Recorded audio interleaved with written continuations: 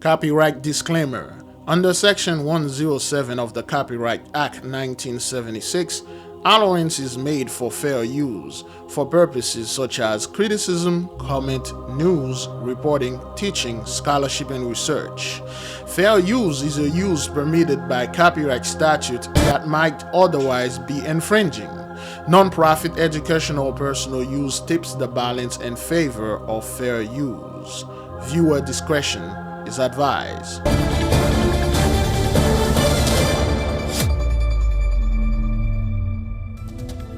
Breaking news coming in, viewers. A 7.4 magnitude earthquake has struck northern Japan, following which Japan's meteorological agency has issued a tsunami warning for waves up to 3 meters. The quake hit at roughly 4:53 p.m. local time in Pacific waters of the northern Iwate prefecture, and the tremors were strong enough to shake large buildings as far as Tokyo, which is hundreds of kilometers away. 7.4 magnitude earthquake that has hit Japan. The weather agency has warned that the earliest tsunami waves could reach the northern shoreline immediately. It has called for immediate evacuation from the coastal regions and riverside areas to a safer place, such as higher ground or an evacuation building. The Prime Minister's office in Japan. Great glory, shalom, beloved brothers and sisters, Jews and Gentiles alike. Welcome. Thank you for being here. It is good to be here. Today is indeed, well, when you guys are going to watch this, it's going to be Noga, April the 24th, 2026. We say great glory, great praise, all praises to the Most High. Welcome. Thank you for being here. It is good to be here. Now, this video, before one, it's going to be at least 2 hours. It's going to be very long. So for those of you that have a plan, it may not be exceeded the 2 hours. If there is a conflict, you may want to leave, okay? Plus, we have a couple of things there we're going to discuss. We had talked about them before, but we will indeed expand upon that. Now, why is that, beloved? What seems to be the issue here? What seems to be the problem here? Now, every single time you either turn on your phone or look at your phone, the news or whatever, there is always some horrible things that happen. And those things that happen, beloved, they are quite unusual. They used to happen, but rarely. Now you're seeing and hearing earthquake. This one was a 7.7. Sometimes they are 10. They keep downgrade them to 7, and they don't show any footage. There is no damage. All right. Let me see this one right here. Okay. All right. There is some footage right here. That's this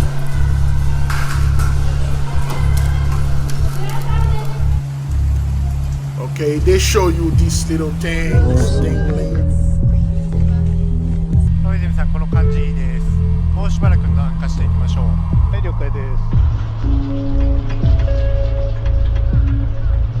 There you go. Chances of earthquake at 8.0 magnitude or higher have rocketed and will remain high for the next week, the government warned. 8.0, beloved. Are you freaking kidding me? 8.0. This thing that happened, most likely it's a 10. Then again, those footages, they could very well be AI. Okay, because there is Japan is already, the fertility rate is down the tube. They can't have children. It's not because they've been working too much or the work culture. It's just because their time is there. Their time is done. Once the Holy One say that's it for you, you can try, retry. You won't be able to have them. South Korea, North Korea. In North Korea, there is a province. In other words, there is a state that there is no children in there. Okay, that's like the entire state of Florida. There's no kids over there. The entire states of Georgia, New York, there are no children there. Only a bunch of elderly people and, well, not that much. a couple of elderly people and other teenagers and stuff, no babies because they can't have them. China is struggling hard. A lot of ever since the whole C-19 thing, China lost a good chunk of the population. I had refrained of talking about China because back in 2021, during the whole thing was going on and the stuff, I saw a video what the Chinese were doing to their own people, and then it mentally effed me up. I'm like, you know what? I would not bring China into this thing anymore, man, because I value my mental health. Yay, sometime a little here, a little there happen. I bring it. A lot of earthquake happen in China, but it's highly censored and they don't show that. So over there in Japan, this earthquake is 8.0. Now, why is that? Of course, in the good book, it is said, in the Apocalypse of Abraham, there are a couple of places that they say these things going to happen. Okay, number 10, thunder voices and destroying earthquake, loud boom and the earthquakes. Okay, and we are seeing those stuff. All right, so again, this is number 5, destruction by earthquakes and the sword. That's why you see all this war and earthquakes. Then again, they will not show the death. They will not show the damage. They show you a little video here. Yo, this thing was 7.7 and they are expecting 8.0. And people just sitting there and say, the Most High will send a 7.7 just for fun. And nobody die. The Leviathan will move and then nobody perish. You people are having a war till this day. You never talk about how many people perish in that war. In the beginning, it was like 3, 7, and then you guys stop counting. Apparently, all the places that those missiles are landing, they were empty bases, which proved that you guys, the Most have been destroyed, you folks behind closed door. The fiery conflagration that we witnessed for the past few days, we witnessed an insane amount of 900,000 acres of land in Nebraska burned down. For instance, let's see. I did not do this in the last Esau's Trouble video. Let's see what's going on here. What does Nebraska is known for? Okay, usually this thing used to talk to me ever since the whole AI garbage, but you know, yeah, whatever. You know what? You know what? Hang on. Oops.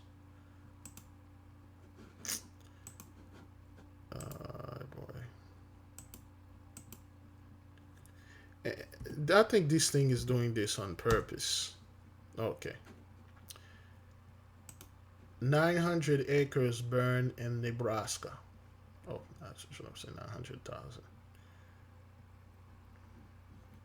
Okay, Nebraska. 900,000 acres burned in Nebraska. Where? Okay, in March 2026, over 900,000 acres burned in western Nebraska, primarily driven by the historically large wildfire and the cottonwood fire. Cotton, okay. The people like, okay, well, you know, don't say the word ancestors because it is, well, okay, it is witchcraft, or you're gonna go to hell. I wonder who's going to hell. What does western Nebraska is known for?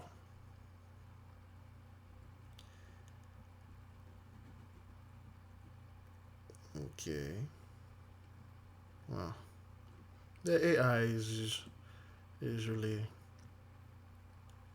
western Nebraska. Usually that thing will give you good answers. Now it's just hiding stuff. Where are the farmlands are located in Nebraska?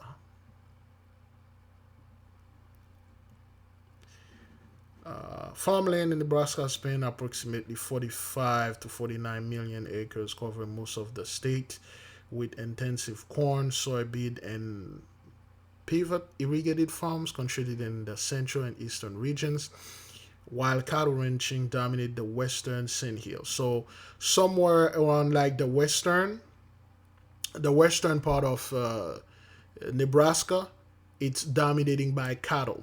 That, let me see. Major agricultural activity is widespread with significant operations in areas like Holt County, Lancaster County, and southern region near Colorado, Kansas, or whatever.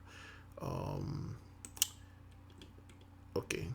Eastern, central, southern Nebraska, western, known for larger, drier land holdings, cattle ranches, such as the Spade Ranch and wheat area. So you got wheat and cattle. For those of you who remember in the good book of Jasher, where there was a certain brother, put his name in the comment board and the chart. For those of you that read your book and do your research, and you don't listen to people telling you can't read the book of Jasher because it's witchcraft. In the good book of Jasher, there was a brother. He was arrested and because he was accused of rape, and he was accused of touching a woman that he didn't do this, and because a woman wanted him. So nonetheless, he was a good dream interpreter. At that time, the Pharaoh that was ruling that land, he was a Phoenician. Okay, those were the Phoenician Pharaoh. Those were the Shemite cousins of ours. Those weren't the Hamites. Okay, the Hamites came later. They killed the Phoenician Pharaoh, which we had great dealing with during that time of Joseph, all the way up to Moses, until when Moses, all the way up to until 420 years before Moses.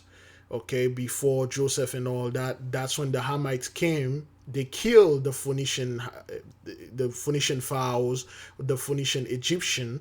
All right, so they took over the land. They were not accustomed to us. The reason why those Hamites eliminate our people, because they were afraid if we get together with the Phoenician, we will kill them. So they automatically, because they saw we were living like brothers and sisters. The Egyptian back then and the Israelites were living like brothers and sisters. That's why the Egyptian knowledge is very similar with Hebrew knowledge, because we taught them. They were learning from us. But nonetheless, the thing is, this brother had a dream. The Pharaoh has a dream. And he dreamt that there were 7, I'm just paraphrasing because I don't want to cast pearl in front of the swine and give what unto the human that is sacred unto the dogs. He had a dream where he saw 7 pieces of wheat. Okay, the wheat fields. He saw a beautiful wheat field, and he saw 7, a bunch of them, 7 shaft of them, so to speak. And they were beautiful, nice, glowing, golden, magnificent. And he smiled, he rejoiced. He's like, whoa, this is beautiful. And after that, he saw 7 shaft. He saw 7 bad wheat, and the 7 bad wheat lunge at the golden wheat, so to speak, and it devoured them, it consumed them. So he jumped out of the dream. He was very afraid because his spirit troubled. He did not understand the dream, so he went back to sleep, and he dreamt again. This time, 7 fat cows. Cattle, when they are talking about cattle, beloved, they are talking about cows, horses, donkeys, sheep, goats, anything that find into this thing. Mainly, cows and oxen and bull and all that bovine type animal. But keep in mind there are horses in there. Sometimes the ranchers, they will use their horses to round up the cattle and dogs and other animals. But nonetheless, when the Pharaoh, the king, so to speak, had this dream, he saw 7 fat cow, beautiful, nice, plump, and ready to go. And they were grazing peacefully. And out of nowhere, he saw 7 ugly, super skinny, starving cows lunging themselves at the 7 healthy cow and devour them and eat them. So the fowl come out of the dream screaming. He called all his wise men. Of course, they tell him like, "Oh, you will have a wife that will give you 7 daughters, 7 sons." They, of course, they'll throw a lot of stuff in the wall and nothing stick. And the king know the hash that they were throwing on the wall, they were nothing but hash. You know, he was like, yo, you guys don't know what to say. But there was a fellow, I don't want to get too long in the story, that was in prison with the brother. He said, there's a guy, Your Highness. He's one of the Hebrew men. He's down there in the prison. He's very good at, interpreting dream. He interpreted my dream and everything was like, 10-4. So they sent for the brother. He came back. The king, aka the Pharaoh at that time, explained unto him the dream. So he told the Pharaoh, the 7 beautiful golden wheat that you saw is going to be 7 years of abundance. It's going to be 7 years of good tidings. 7 years that the kingdom will flourish. And the 7 years, and the 7 shaft that you saw devouring the beautiful 7 wheat, or the 7 years of famine, drought. And he said, the king, this is what the dream means. And the king made him second in command. He said, well, what can we do to avoid this? That's when the king put him in charge. And he said, this is what we're going to do, Your Highness. We are going to take these 7, we're going to build giant places to save. This is what prepping was and prepping is. When you're prepping, you know exactly what's coming and you prep exactly against this. When now I can say the name of the fellow. When Joseph, have the cattle and the 7 good year, he make the Egyptian build storage places for water, food and stuff. And this is it. This wasn't just in Egypt. Everybody, he said the entire land, the entire island will be like this. So there were other people that were on the same island, on the same land, which is Turtle Island, so to speak. Everywhere they heard the interpretation of the dream. And what they did, the Ishmaelites, the Midianites, all the others, they did the same thing. They were copying what Joseph was doing. They built storages, they put waters, they put all the grain, and they have 7 years of storage, 7 years of prospect, 7 years of abundance. Then now the 7 years of drought came in, of famine came in. When all the other nations, the Ishmaelites, even the Israelites' brethren, the 11 brethren that were left behind, Judah, Levi, Zebulun, and all the other brothers, and Abraham, they didn't have any food. When the king Abimelech on their land, they opened their storage. All their food turned into worms, vermins. Raccoons and rats were there eating it. They could stink to high heaven. They couldn't eat it, because it was there for 7 years. When they opened the water stank too high, it turned to worms and frogs and stuff. They couldn't drink it. But when the Egyptian, where Joseph was, when they opened their stores, it was as if they put it yesterday. Nothing happened to it. The water was fresh, still cool, cold, and everything, and they feast. Remember that? For those of you who study.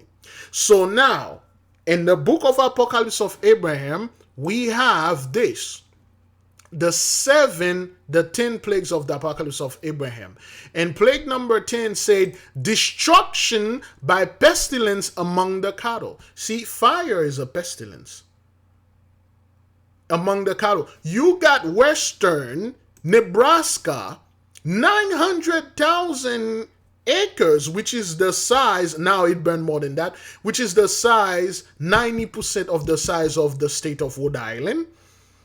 Entirely where they have cattle, they have wheat fields, they got all the abundance, all the good thing burned down.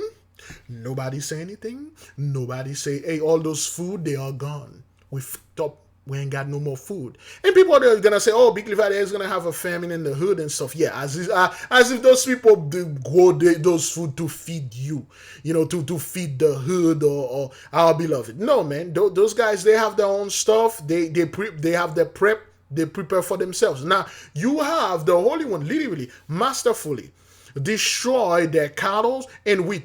Do you know? Okay, that's just to cover the western, the Nebraska that have all those, those expensive ranches, man. Do you know what it is to own a ranch and the entire place burn down, man? People are making this as if the fire just skipped the houses, it skipped the cows. Again, give me a second. Why doesn't cow runs away from fire? Okay, does not.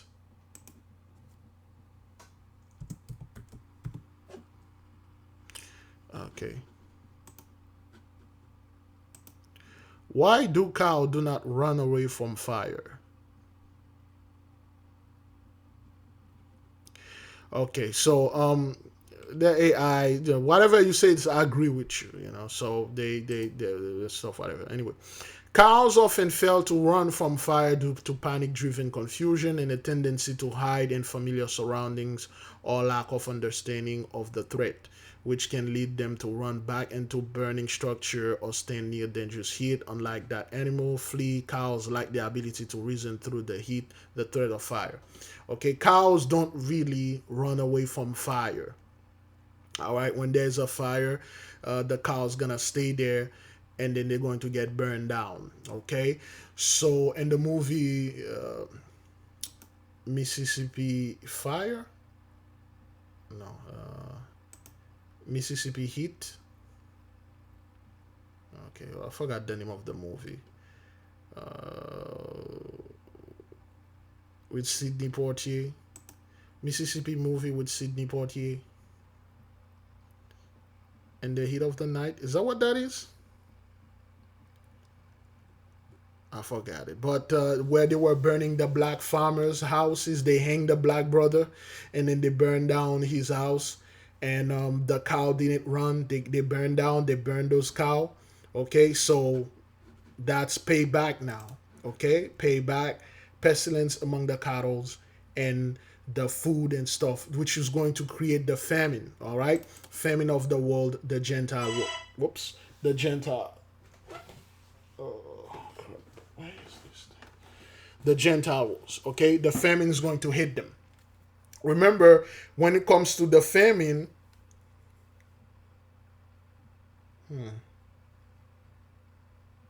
oh, okay, wow, really?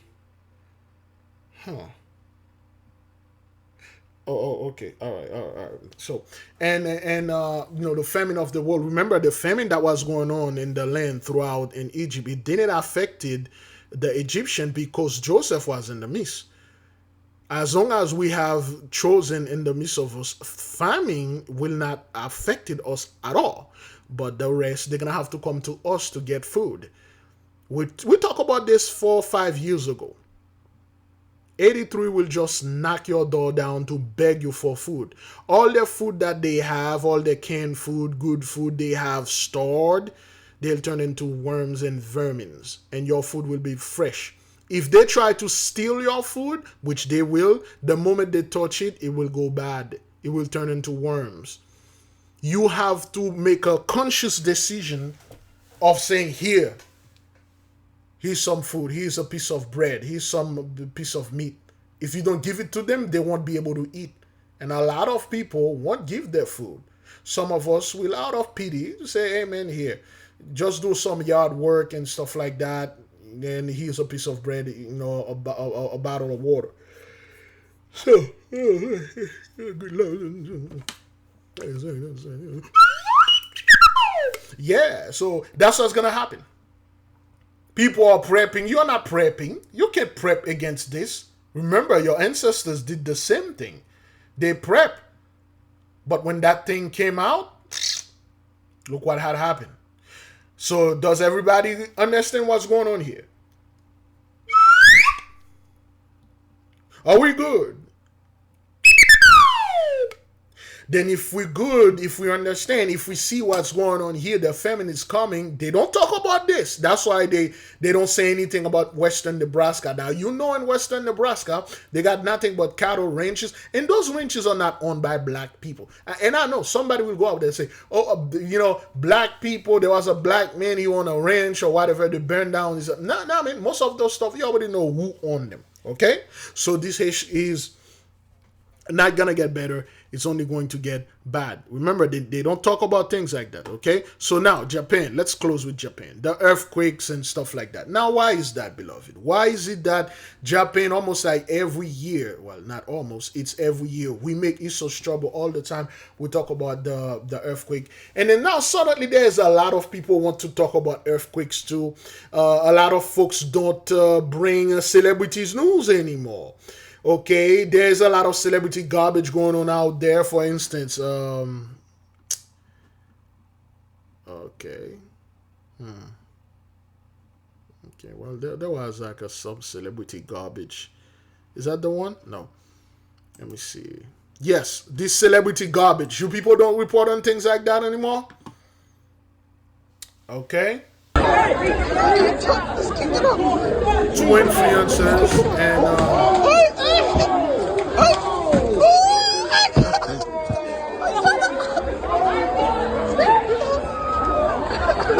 what?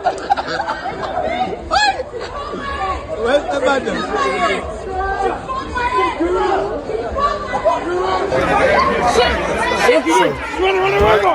Okay, she run the other one over and stuff like that. You guys don't report on that. Now, for a lot of people now trying to be serious and you don't report on search and calm anymore. I see a lot of people are reporting on earthquakes and fires.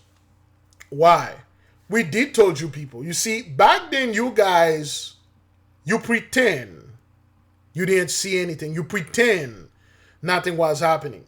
The Palisade fire, till this day, they don't know what, they never said what caused it. Why did this fire target the millionaire, billionaire houses?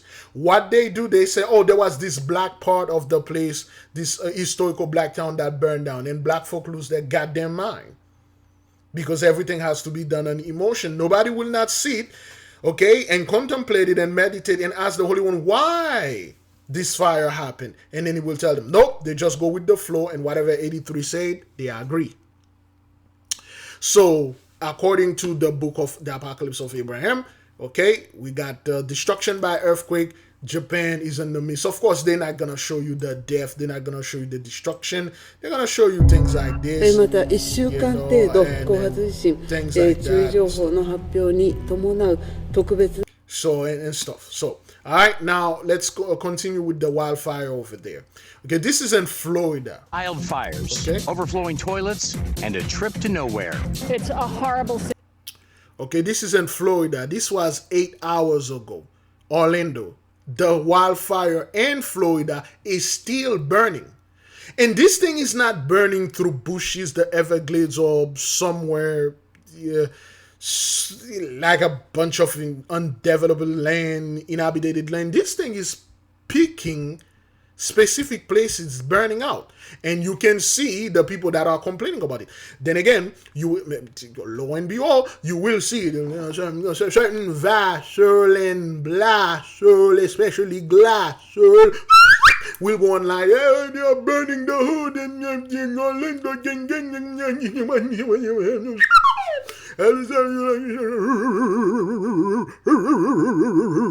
black people run, panic,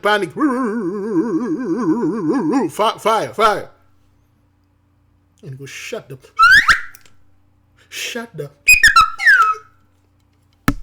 You'll find them. You'll find the blassos that out of the goddamn mind, the Illuminati and the elite is trying to burn the food. Yo, I kid you not. You see that thing in Nebraska? They won't say anything about it. Lord forbid a black man or black farmer was just passing by. They just make it say, man, this is very bad. The fire burn everything, but we will rebuild. And you will see people that will literally use this as a leverage to suck the energy from our people. That's why this bandwagon right now suck up a lot of people. They felt their energy drained. Why? Because they keep getting into bandwagon. Whenever some blasso, especially glassos, come up with a bandwagon, they all jump in it. And that's how they suck your energy. That's how you're always depressed, though you are supposed to be at peace.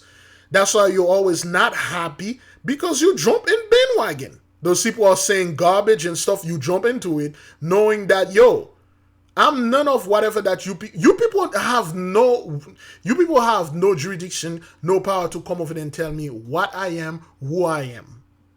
I already know what I am and who I am, and I'm proving it through these fires, through those earthquakes. Go argue with that, all right? Listen to this woman right there, okay? Wildfires, overflowing toilets, and a trip to nowhere. It's a horrible situation. Why hundreds of people were trapped on this train for hours. Breaking news, Florida is on fire. Right now, Alachua County is under a state of emergency due to multiple active wildfires. And in Clay and Putnam counties, 2 major fires are burning at this hour, just a few miles apart. Even though there are no major wildfires burning here in the Orlando area, we're feeling the impact. At this hour, Amtrak has hit the brakes on several of its train routes, and one of those trains is halted into land. Thanks for joining us. I'm John Brown. And I'm Stephanie Belfamonte. Over 200 passengers were trapped on the tracks for more than 24 hours. Fox 35's Marie Edinger joins us live from DeLand. Marie, those train passengers were stuck through some really rough conditions. Yeah, this was 232 passengers on this train, and they just had a terrible experience. Many of them told me they aren't able to fly, and now they're worried about the length of time that a bus would take. They just don't know what to do. They don't know how they're going to get home. I feel very trapped. You don't abandon your passengers. You don't do that. People on board Amtrak 98, the Silver Meteor, stir crazy after 24 hours on board a train to nowhere. I'm sorry, I'm emotional. The train left Miami at 7. So people will sit down there and say, the elite is doing this. The U.S. government is doing this. Because, one thing that the U.S. government and the elite love doing? Inconvenience. Messing with their own money. Now, I don't know who those people are on those trains. We talk about the ley line. For those of you that have been watching this, you saw and you understand what's going on with Amtrak and all those trains, especially our train right here, which we're going to take right after this. Bright line. In the mist. If you don't know who Bright Line is or what Bright Line is, God bless you, sir. The Holy Spirit bless you, madam. Bright Line is no joke. I haven't checked them yet, but after this, I'm going to check Bright Line. So now, what the elites and this U.S. government love is to inconvenience. Blocking their own train, burning down their own lane, burning down their bases, cutting off money, losing money, because that's all they love doing this. Because when they do that, they're going to burn down all their train so they can build them back better, so they can bring high-speed train, because that's the logic of the blassos. That's what blassos doing out there, coming out there. It's always the elite doing this. This could not be angelic activity, but the elite. Beloved, I don't know who's all the people that are in those trains, the one that are in those train cars. Most likely, probably one of them was gonna go out there and harm our people, doing things that would harm our people, draining meeting and performing ritual that would literally harm and kill our people. Because of this delay, they missed the appointment and stuff like that. But nonetheless, right after this, again, we will take our Bright Line and see what's happening with it. 7:05 a.m. Sunday, and was supposed to reach New York around 11 a.m. today. Instead, the train ran into a wildfire by the line between Clay and Putnam counties. You can actually see.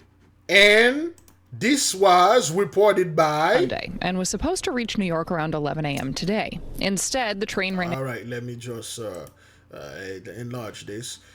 This News was reported by Jessica McNutt.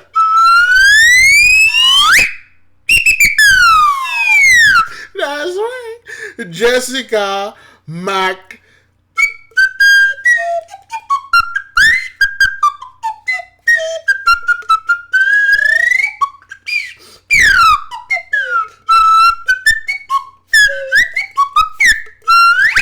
All right. Now, thank you, Jessica, for here we go. Thank you, Jessica, for this report. We gladly see this. Into a wildfire by the line between Clay and Putnam counties. You can actually see the smoke and the ash literally flying past the train. And at 11 a.m. today, Fox 35 caught up with them, still on the train in DeLand. Passengers were stuck in the middle of the woods, about a half mile from the nearest station.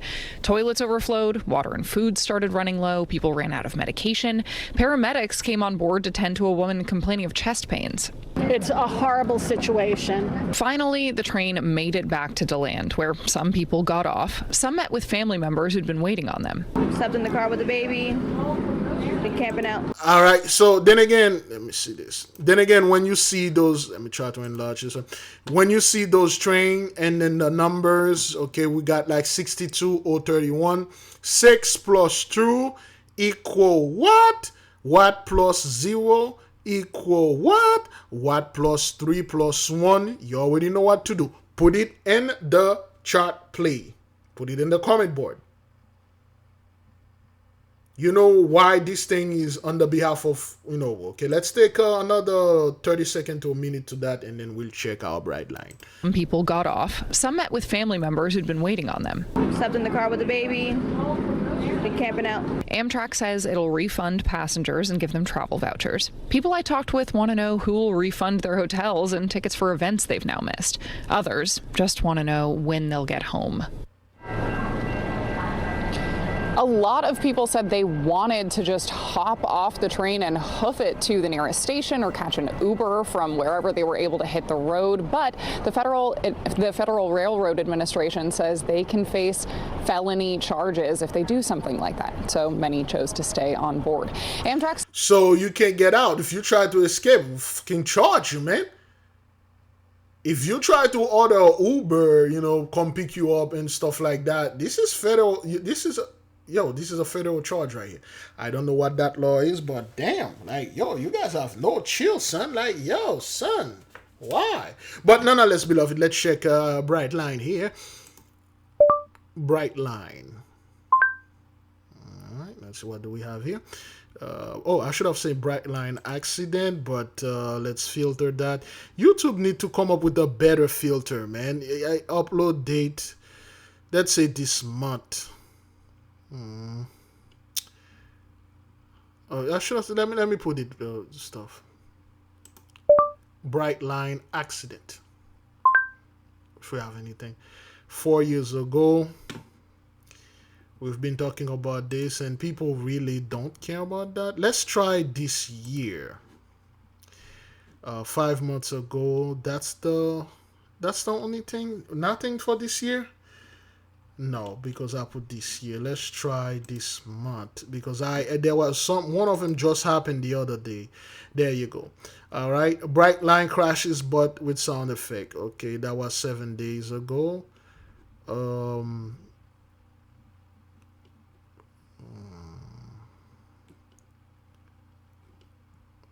Okay, I don't see anything. Bright line accident. They need to get a better filter where you can choose the year, the month. Come on, Google, man, do something this week. But anyway, so bright line and stuff like that. Okay, so we're done with Japan and stuff. So it's time to get into more serious thing. We're done with this trash right there. Let's go with this. How long we are into this thing? All right, so we'll go right here, Mr. Troy Brown.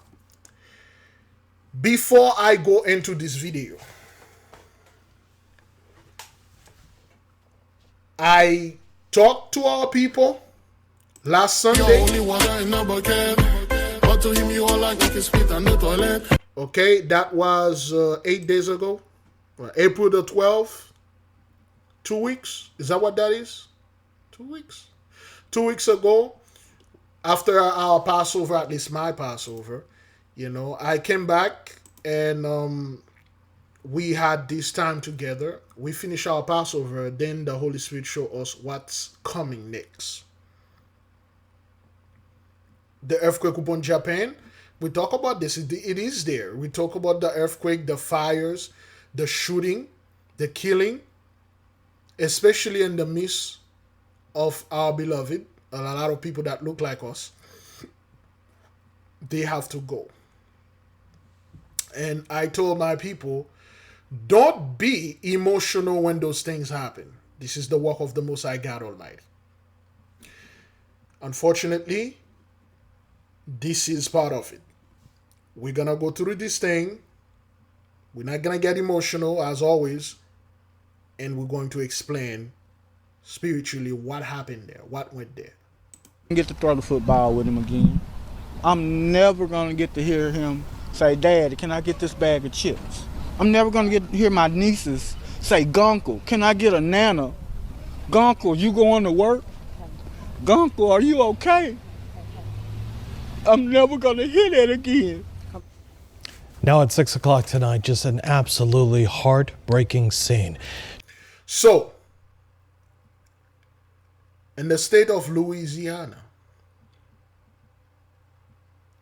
a young man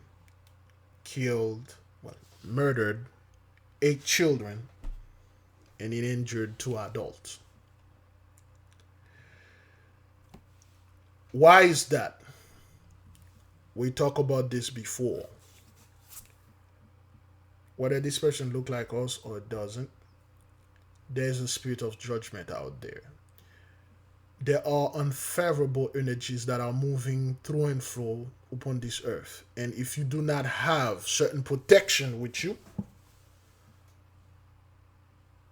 if you do not have certain prayer with you, if you do not have alert, if you do not conceal and close your energy, your aura field from certain people, you will be a victim. Yea, the Holy One already chose the chosen, so to speak. I was talking to a brother and his wife concerning the Matrix, the movie, the Matrix, so to speak. Many people, they watch the movie, they interpret it in the eyes of 83, because 83, they don't make the movie, they didn't write it. And I'm not going to go into the whole, the black woman that did what it she was. There's an interview, you can go watch it, she explained it. The thing is that the Matrix, Neo, the Matrix, this is which is real, not in that case, but it's indeed a simulation, which is very real. That's why if you die in the Matrix, you die for real. It is real. We were put in this thing because we effed up. We revolt into the Holy One, so it's teaching us a lesson to this thing, scientifically speaking. So, what is the Matrix about? Well, the Matrix is about this. Neo is when they say the one or chosen one. People always confuse chosen one with the letter 1, with the number 1 and quantity, as if Neo was the only chosen one. The fact is, everybody that wake up out of the Matrix were chosen, but only Neo and a few others care about it. There was that guy, the one that betrayed him. He was a chosen. He was one of them. What did he do? He sold them out. He was part of the real people. According to our ancient teachers, out of this simulation, only 5,000 of us are chosen. You got a planet of 7 billion people. Only 5,000 are actually real people. The others are just fillers, NPCs and other program, just like the Matrix. And out of these 5,000 chosen people that were in there, barely a few of them care about it. Most people do not care. Most people will sell out, just like they do this sold out. It's like, yo, all I know is just this steak that I'm eating feels so good in my mouth. It feels so nice, and I want to stay in the matrix. Give me everything that I want, and I'll tell you what you want. Most people that are chosen, that's what they choose to be. That's why they get all the dainties. They're sold out. Neo was somewhat a leader figure, but he wasn't like in the term of chosen one, like him only. Everybody that got out that were real people, including all those people that were outside of the matrix, partying and under, fighting the matrix and all, those were all chosens. Those are all the ones that choose to fight. But most people don't care about that. They love it in here. They don't want to get out. So now you got a lot of folks that are indeed chosen, that are indeed real, but because of the deal their ancestors or forefather made, they're going to suffer. Then you're going to see the type. We already told you, the vassal, blasso, the Christian church, it has to go. It must, and it is.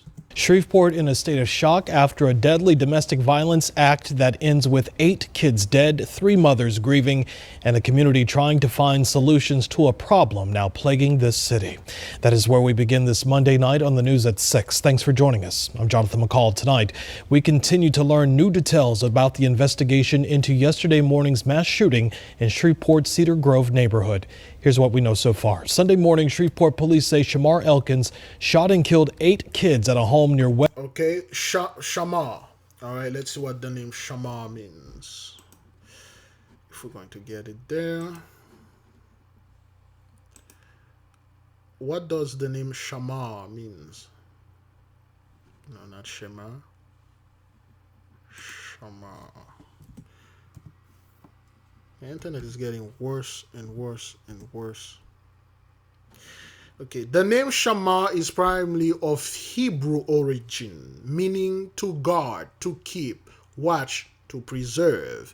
It signifies a watchful protector, often associated with shepherd, like a care or vigilance. It is masculine name with roots in Hebrew, sometimes used in African American and Caribbean communities to represent protection and strength.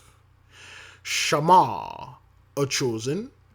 Shamar, the one that's supposed to guard. Shamar, the one that's supposed to keep. Shamar, the one that's supposed to watch and preserve the life of those 8 little ones.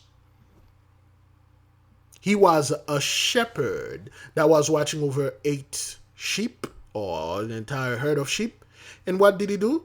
He took them out because he created problem that he refused to deal with. Remember, there's a lot of those dudes out there. They created so much problem on their own.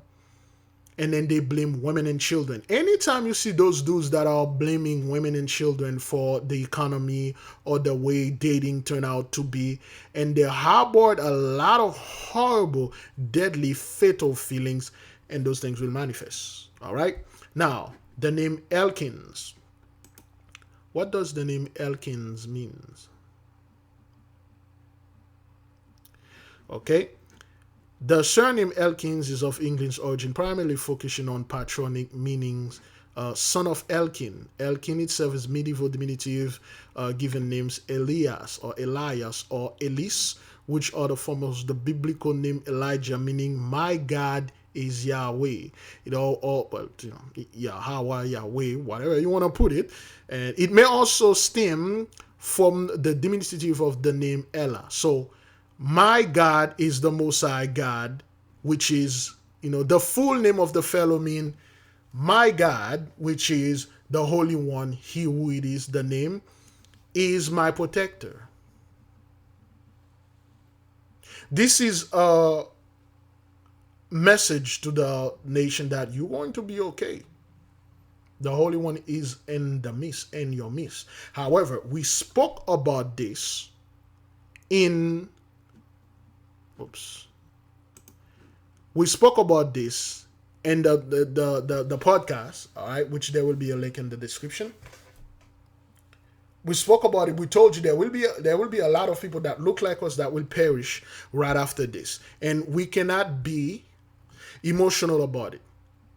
We cannot be all crying about it. We have to sit there and analyze and research and ask the Holy Spirit, our mother, for answers and guidance. And Mr. Shamar did this. Of course, the name elk, the blessing, the deer, the whole, Isaac told Esau, Isaac loves venison, the meat of the deer, elk, but it's the same family and things like that, the blessing and stuff. But this fellow turned out to do this, Mr. Shamar Elkins. All right? My God is the Holy One, is my protection. Nothing against the brother. I have nothing against him because he had to do this. And this is Cedar Grove neighborhood, okay? The cedar tree. Significance of the cedar tree in the Bible. Okay? In the Bible, cedar, primarily Cedrus libani, is a highly valued, fragrant, and durable evergreen wood representing strength, majesty, prosperity, and incorruptibility. It was famously used by King Solomon to build the temple and his palace. Often called the glory of Lebanon, symbolically it stands for the righteous, national strength, and sometimes the pride of earthly rulers. And it happened there. And Cedar's Grove. All of those are biblical. 8 kids, 2 adults, 8 plus 2, you know who's in the midst. I'm not making this up. It's all right there. Let's keep on moving. West 79th Street and Linwood Avenue. 7 of those children were his very own. An 8th child killed the cousin of those children. So 7 of those kids were his own children. Okay, he's going to something with his wife, with his girlfriend. He's like, yo, I ain't gonna let you take my kids, because that's how a lot of those dudes see it. If a woman leave them or they take their children, they'll kill the kids. They'll kill you. They'll kill everybody. They'll kill people that are just walking around, because that's how they see it. I own you. And this type of mentality is being taught by our people. We have this selfish demeanor. We have this selfish vice in the midst of us that it's if they can't be mine, there ain't gonna be nobody else. We cannot share. Sharing custody, I'm gonna share anything with you. I say this, and I'm gonna say it again. There is a lack of the actual male energy in the midst. Real men are extremely rare. When a real man is in a place, you'll see a bunch of women will try to get with him, and you'll see all the weak men, the blassos, the glasso, especially a cowboy. They will tell this man, call the police. This woman has no rights to come onto you like this. File domestic violence against her. File sexual harassment. Those are cowboy men. They are calling women thirsty as if it's something that is bad. You're damn right our women supposed to be thirsty. You're damn right women on this earth supposed to be thirsty, because the male energy is missing. And they are seeking it. And when they find a man, they say, you are mine. And the good book was very clear on that. It said in the last day, a bunch of women will take one man and say, he's mine. And the other women say, I'm taking him too. They're like, I don't care. As long as this man give me what I wanted, and what I wanted is not money. It's beyond that. And it's not sexual to or nature. There's a lot of things that those actual men of the Holy One can do. A lot of people are, oh, you need to be a high value man and stuff like that. I already told you, a high value man is a man of the Lord, a man of the Most High. That's all. money and all the nonsense, guns and niggas walking around, gang, stuff like that. Garbage. A high value men is the men of the Most High God Almighty. All the other dudes, most of those dudes are cowboys. I've studied those guys. I've seen it's seeping out of them. The spirit is seeping out of them. They have this hatred for women and children. This brother right here, I don't know him. I have nothing against him. He was used to bring a message, that's all. But the point is, you will have many women that will say, I want this man. And there's nothing other. You will have a bunch of dudes that will come up with their fake righteousness, with their fake ethics. You will have a bunch of women that will come to and pretend that, hey, you can't do this because you are hurting my feelings. You can't be with this. No. Our men are being reasoned as the true men. That's why you see a bunch of women, wherever you go, they will pay attention to you. They will flirt with you. And there's nothing you can do about it. Well, you can do a couple of things. One, you can disregard. Two, you can say, oh, great glory. Three, you can file a sexual assault. You can have this woman arrested. How dare you telling me I'm good looking? How dare you telling me I'm a tall glass of water? You need to be arrested and put in prison. That's what those guys are saying in their podcast.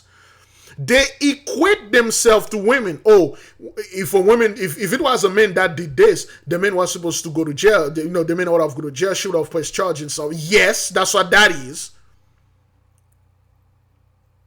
The male energy is missing. You will see a bunch of women will come unto you, whether you're a father, whether you're married or not. If you're on the chosen, they will come to you.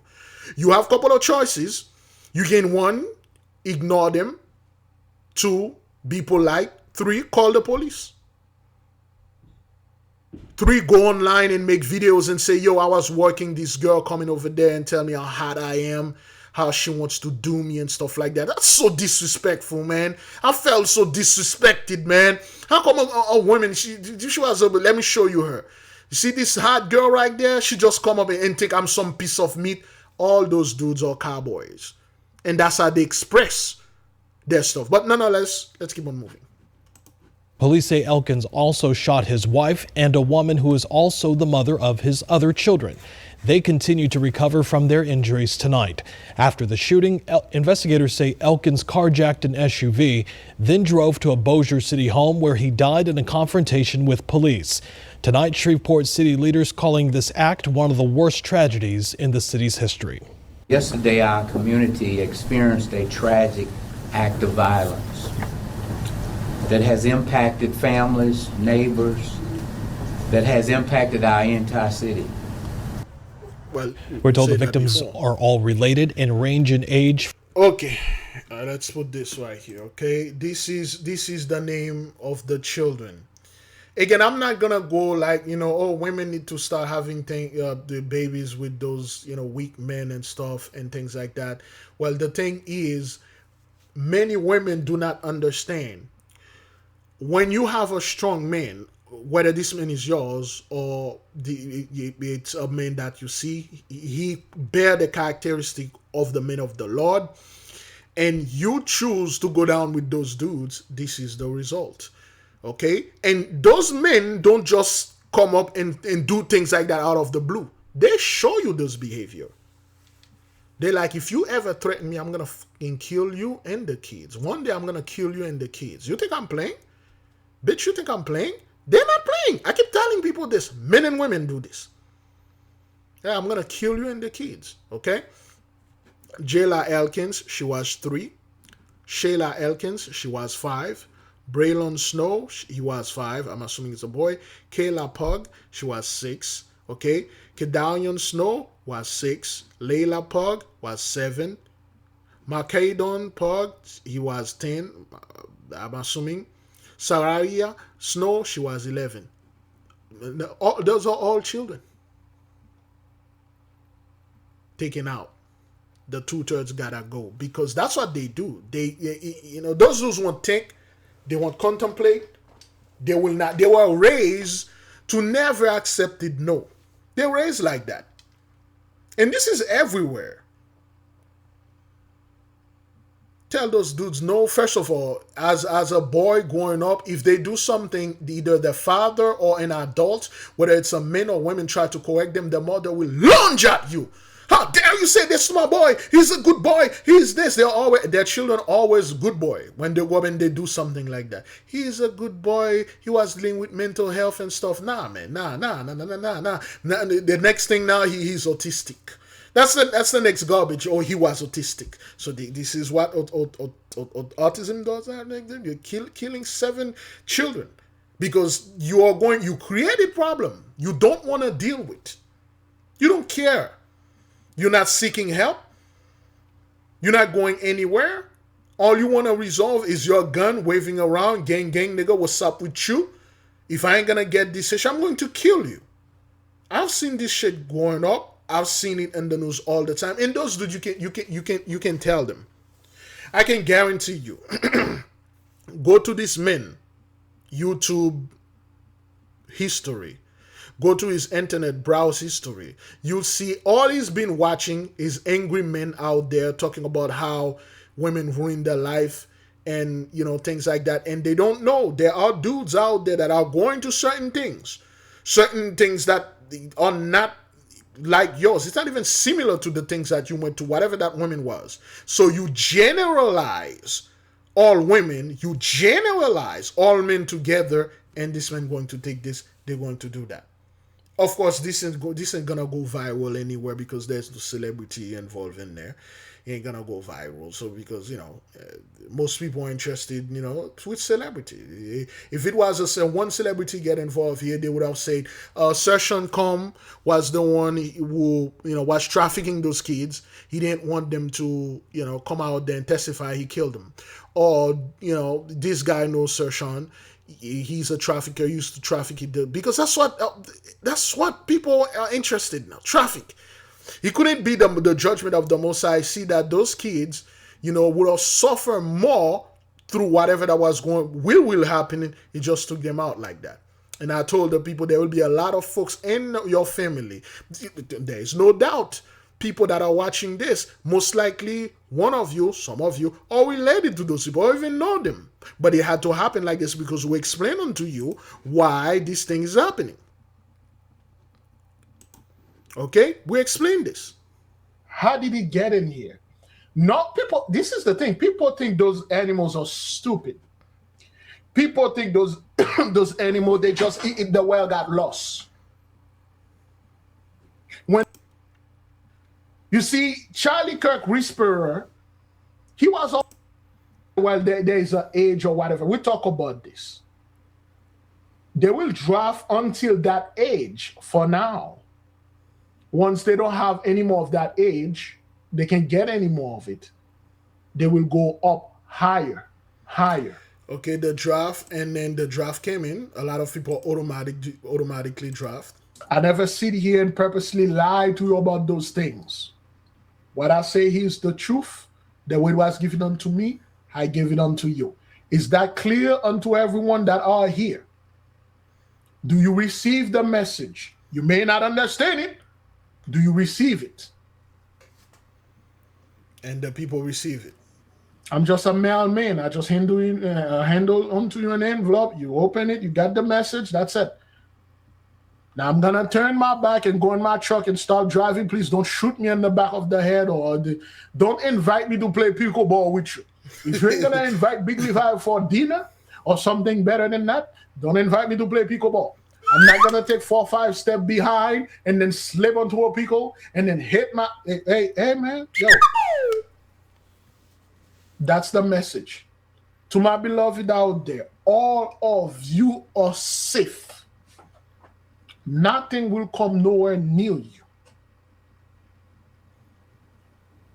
Be at peace.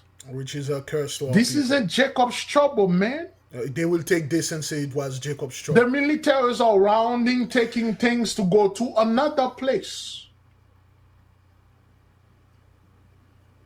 All right, so of course, we talk about that. All right, so we're done with this. Let's get rid of that. So the people, oops, I forgot to put the link in there. All right, so oops, tragedy. Damn it. But there's a lot of things I'm skipping here. All right, those are the kids. Let's keep on moving. How long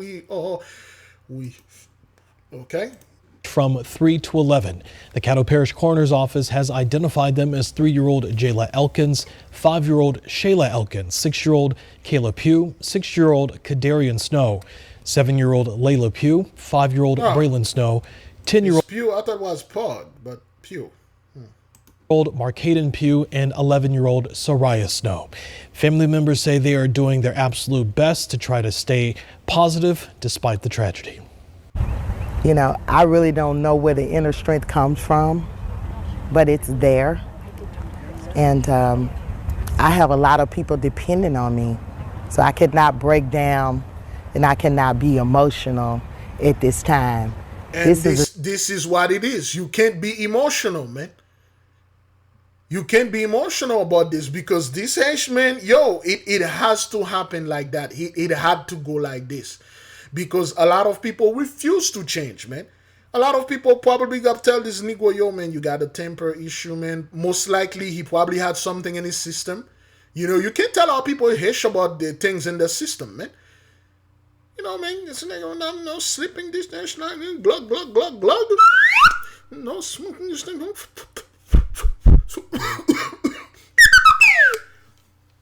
Pushing this thing, sniffing that thing, man. Something in your system you're not thinking straight. She says something and you take it too personal. He says something, you take it too personal. Okay? The same thing happened here.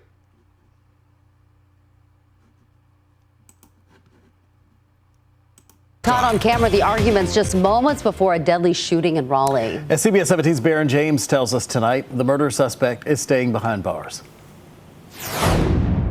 Yeah, Dante Young made his first court appearance here today on a first-degree murder charge.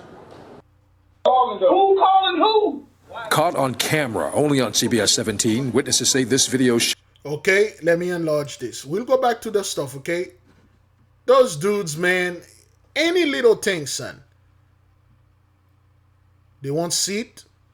They won't talk. They say, man, let's logic and reason together. I believe he's, you know, should say 18 here. And I can see 19, 19, 19, 18 here, well, 16, 19, 20, 19. Well, I don't know, 1 plus 8, I don't know.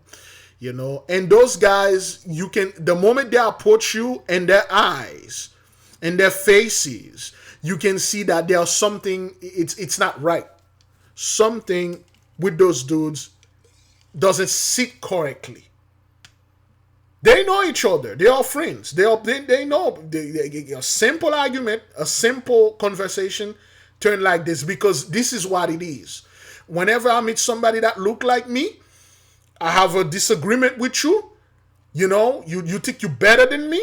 You think you more gangster? What's up with you, nigga? This is still 1980s. This is still 1990s, son. What's up? You say so you dissing me? I'm gonna kill you.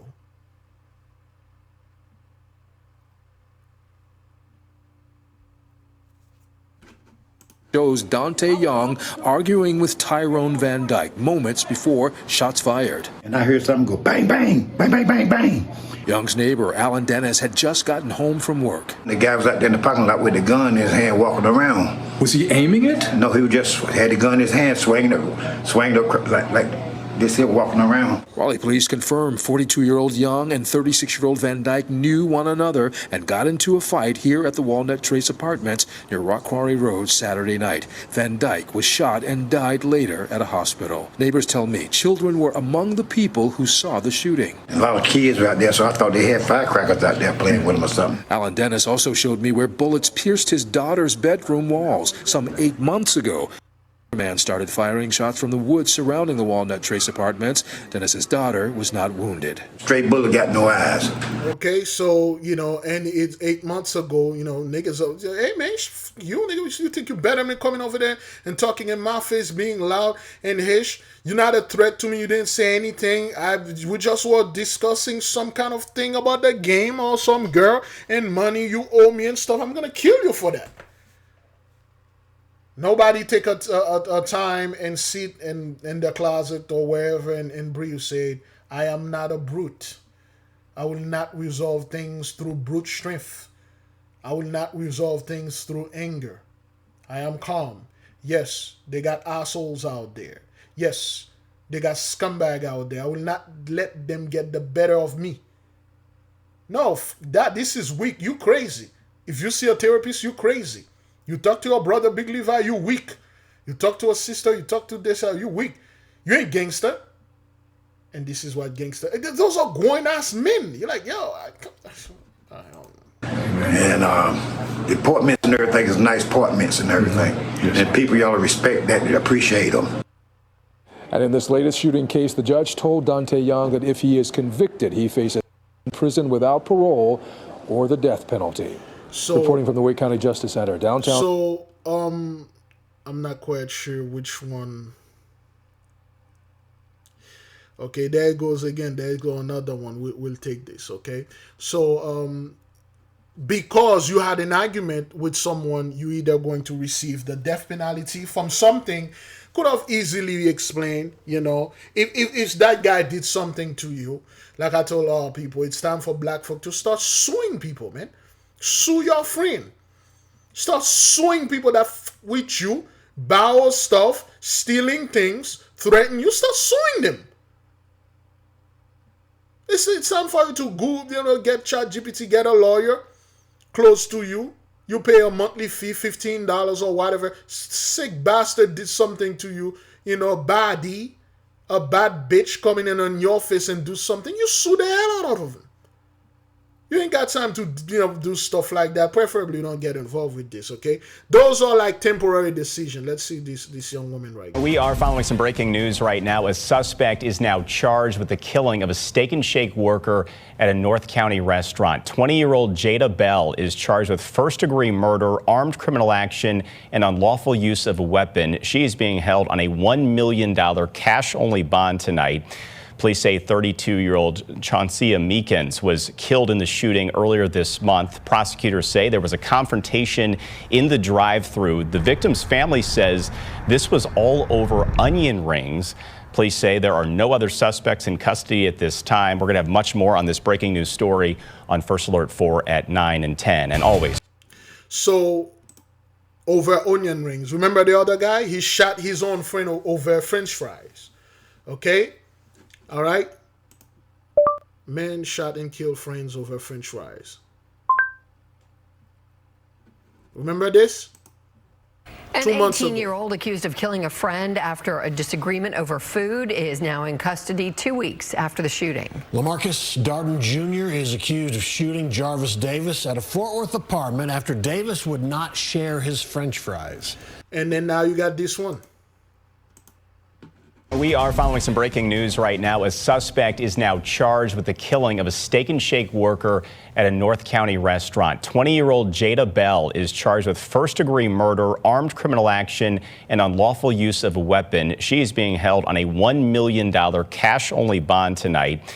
Police say 32-year-old Chauncey Meekins was killed in the shooting earlier this month. Prosecutors say there was a confrontation in the drive-thru. The victim's family says this was all over onion rings.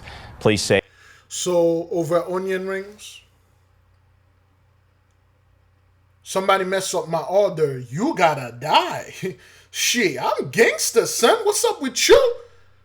And I know my people are going to get behind me and clap. You know, I'm going to get a record deal. And when I kill you, nobody going to find me. I'm going to live ever, you know, happily ever after.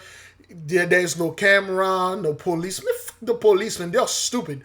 You know, people ain't going to say anything because they're going to cover me, son, because I ain't no snitch. Snitches get stitches, man. You know, you effed up, mom. You ain't going to share this friendship. I'm going to kill you. You messed up my order. This is up all this anger. All this impulse. No impulse control. We had the dark, you know, the dark. We had the fast, the shadow fast. Did you deal with your shadow, man? Was one of those young women, well, her name is Chauncey, Tamila Washington? No, Tamila Washington is the one who shared this. But this young woman, did she 10-hour, fast where we deal with the anger, the things. I can guarantee if it was one of us here in the drive-thru, somebody messed up, they didn't give you French fry, and that person raised their voice like, I fucking give you the French fry, you eat it, you bitch, you try to get free food. You're like, you know what, this isn't worth it, man. I'll go to another Steak and Shake or go to this next McDonald's or whatever. You would have shrugged it. The young woman would have left, and you would have left. But an argument led to this. Nonetheless, beloved, you can't stop the Most High's wrath. Let's go back to this, okay? Francine Monroe Brown, she can be emotional right now, man. She can be emotional with that. Literally, okay, let me go back and then try to interpret what she's saying here. Do best to try to stay positive despite the tragedy. I really don't know where the inner strength comes from, but it's there. And I have a lot of people depending on me. So I could not break down and I cannot be emotional at this time. This is a time to be strong. This is a time to support my cousins. Elkin's wife, Shaniqua, recovering. Literally what this woman said here, she like, I told them this is what's going to happen. She been warning them. She has no more feelings, no more emotion to share. That damn boy gonna do something either to you or to the children. But love. Oh, girl, I can fix him. I'm in love with him. I don't know what it is with our people. It's just this love thing, which this selfishness they are calling love. Like, you belong to me, you're mine. And if I ever hear anything concerning you or any rumors, I'll kill you, I'll kill the kids, I'll kill myself, I'll kill your mom, I'll kill this. Remember this? Oh, let's go back to... Is this one? Oh, no. Fort-Lauderdale, murder, kill, wife. Okay. Okay, that was okay. There you go.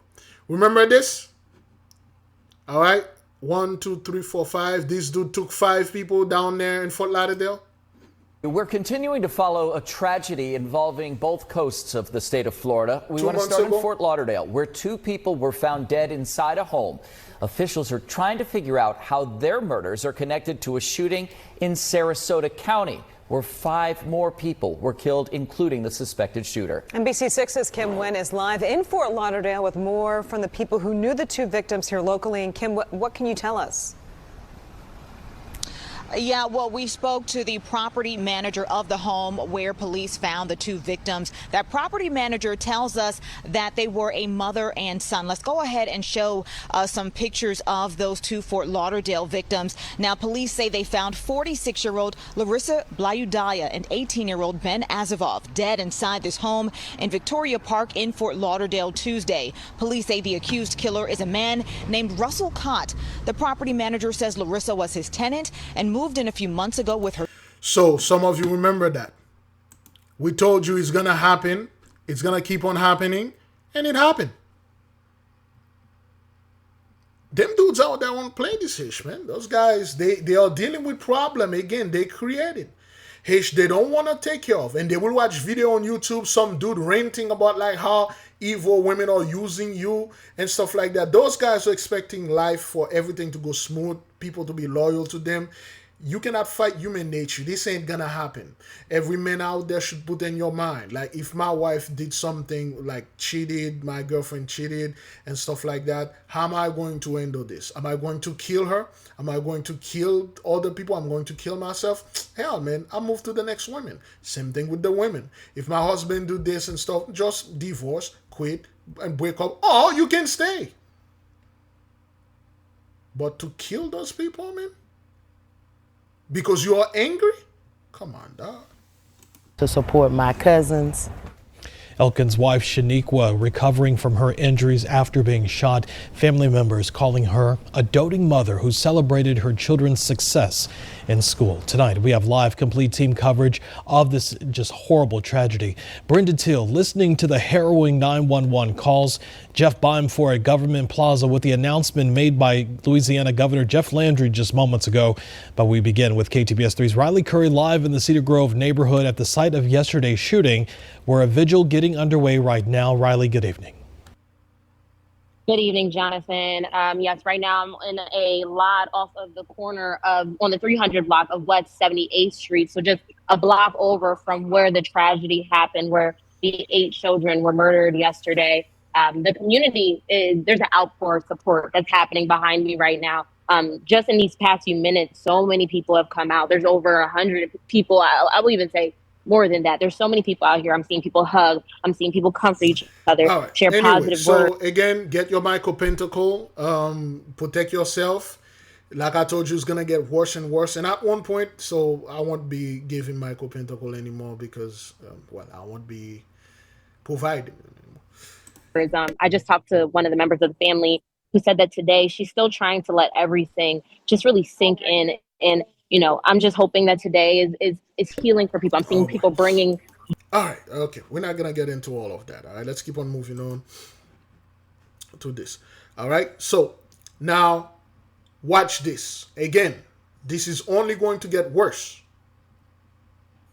Striking Clinton County when a propane explosion claimed the lives of a mother and her 6 children yesterday morning. CBS 21's Andrew Klein hearing from the community in the aftermath of the fire.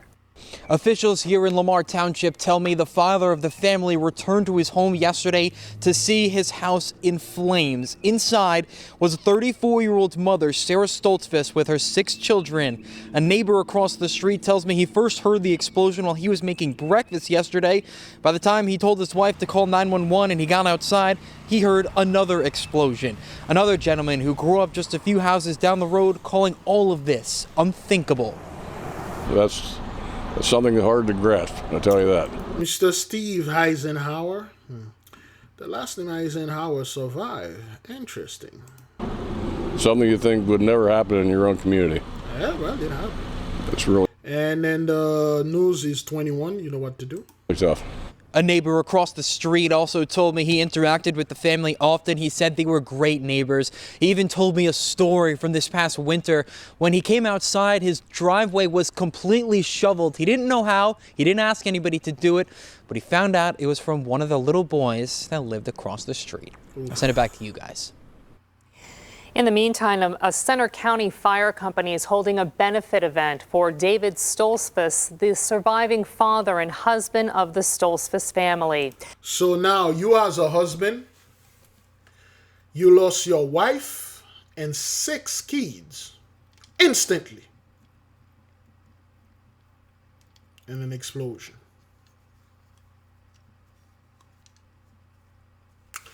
Of course, plague number 2. Fire reconfiguration of the cities. This is part of it. How would you feel? You go to work, you left the wife home, the kids, and then you come back, everybody's gone.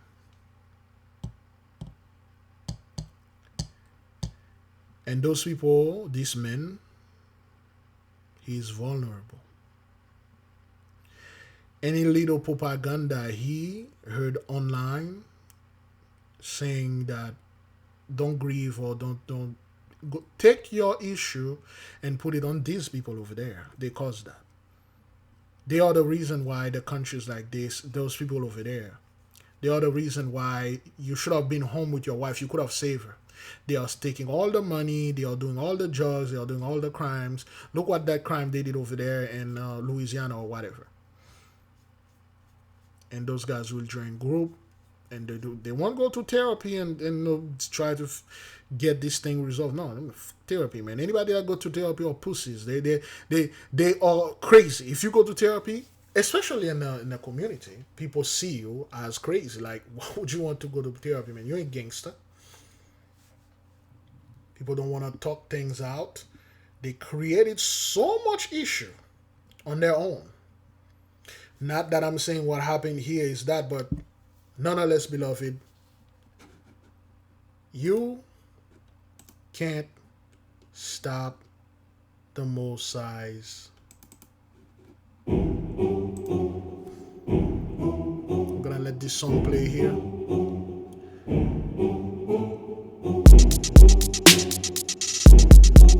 Got a fire going on.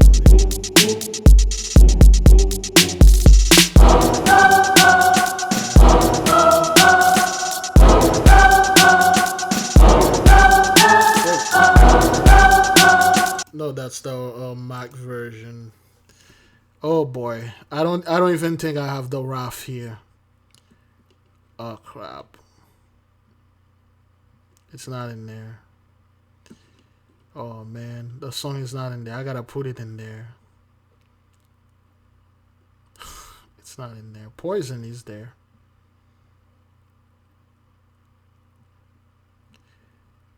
Let's see this one. What is this one? No, those are the first.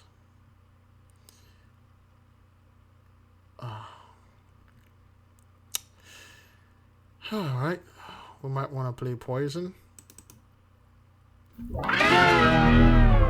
Poison, poison, poison. Yeah, it's all poison. And then you drink, eat. Yeah. Breaking news out of Mexico, a shooting at a popular ancient pyramids has left Thou one person shalt dead not and several suffer poisoner to lead. Try to be healthy, try to stay healthy. All I need is veggie, but that means so juicy. That bacon burger is so tasty. I can eat pork, no pig feet. Junk food tastes so sweet because of all the cancer they put in it. That's right, you get cancer from the food you eat. Back door is for refuse to exit. Not to chow salad with jelly. Getting HBO special. Cancers all around you. Diabetes in the food too. Careful what you eat, dude. Drug abuse is the new sugar addiction. A lot of soda can cripple your action. You know what I mean? Child dysfunction. Real sugar, they don't use. Chemicals, junk food, they fuse. I say, yeah, real sugar, they don't use. Chemicals and junk food, they fuse. I don't want man-made food. I want my manhood be strong like wood. If you like your food tastes like meat, my compliment for eating excrement. Everything that you eat, poison. Everything that you drink, poison. Everything that you eat, poison. Everything that you want, poison. Everything that you eat, poison. Everything that you drink, poison. Everything that you eat, poison. Everything that you want. Wisdom once told me the mind is like the belly. Always keep it healthy. Read, write, and study. Introspection, make it meditation. Keep it steady. Keep it clean. No brain malady. I am my own worst enemy. Escape through fantasy. Only to look back in reality. Complain about responsibility. Deny accountability. Watch them get it dirty. Blame him, blame her, blame them, but not me. Blame him, blame her, blame them, but not me. Yeah, she's not easy. Seriously, beware of what you give access to your memory. Brain rot, slappy. Pseudo-babbling intellectually. Say a lot, mean nothing like 83. The adversary can't stand no scrutiny. Yeah, I said the adversary can't stand no scrutiny. Yeah, blame him, blame her, blame them, but not me. Yeah, everything that you eat is poison, poison. Everything that you eat, poison. Everything that you drink, poison. Everything that you eat, poison. Everything that you want, poison. Everything that you eat, poison. Everything that you drink, poison. Everything that you eat, poison. Everything that you want. The blessing is over. Fast or blast or have no cover. You heard the name, paper instead of fame. Poison in my water, make my body suffer. Poison in my book, Revelation 6:9 makes them shook. Look, don't touch my scripture mook. Low vibe bombardment, zero commitment. Current event that pastors have no comment, no rapture event. Swagger jack my land, Holy Spirit, they can't stand. I say, yeah, swagger jack my land, Holy Spirit, like they can't stand. No common sense understood. Lock me up in the hood, surrounded by fast food. And now you're wondering why I have unstable mood. Why I have unstable mood. Sing it. Why I have unstable mood. Yeah. Why I have unstable mood. Why I have unstable mood. Yeah, everything you eat, drink, listen, watch, it's all poison. Swagger jack my land, Holy Spirit, they can't stand. I say, yeah, swagger jack my land, Holy Spirit, like they can't stand. Everything that you eat, poison. Everything that you drink, poison. Everything that you eat, poison. Everything that you want, all poison. Everything that you eat, poison. Everything that you drink, poison. Everything that you eat, poison. Everything that you want, all poison. Poison, poison, poison, poison, poison, poison. Everything, poison, poison. Poison, poison, everything, poison, poison, everything, poison, all poison.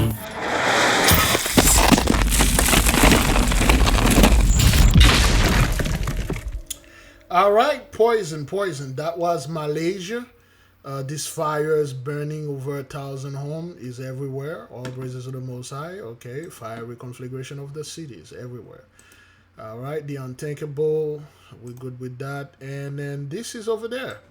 You know who went over there and activated the ley line? Let's watch. Breaking news out of Mexico. A shooting at a popular ancient pyramids has left one person dead and several hurt. According to Mexican police, a man opened fire today at the historic Teotihuacan pyramids, killing a Canadian tourist and injuring 6 more. These are file photos of the site, which is located about an hour north of Mexico's capital. Mexico authorities say the shooter died from a self-inflicted gunshot wound.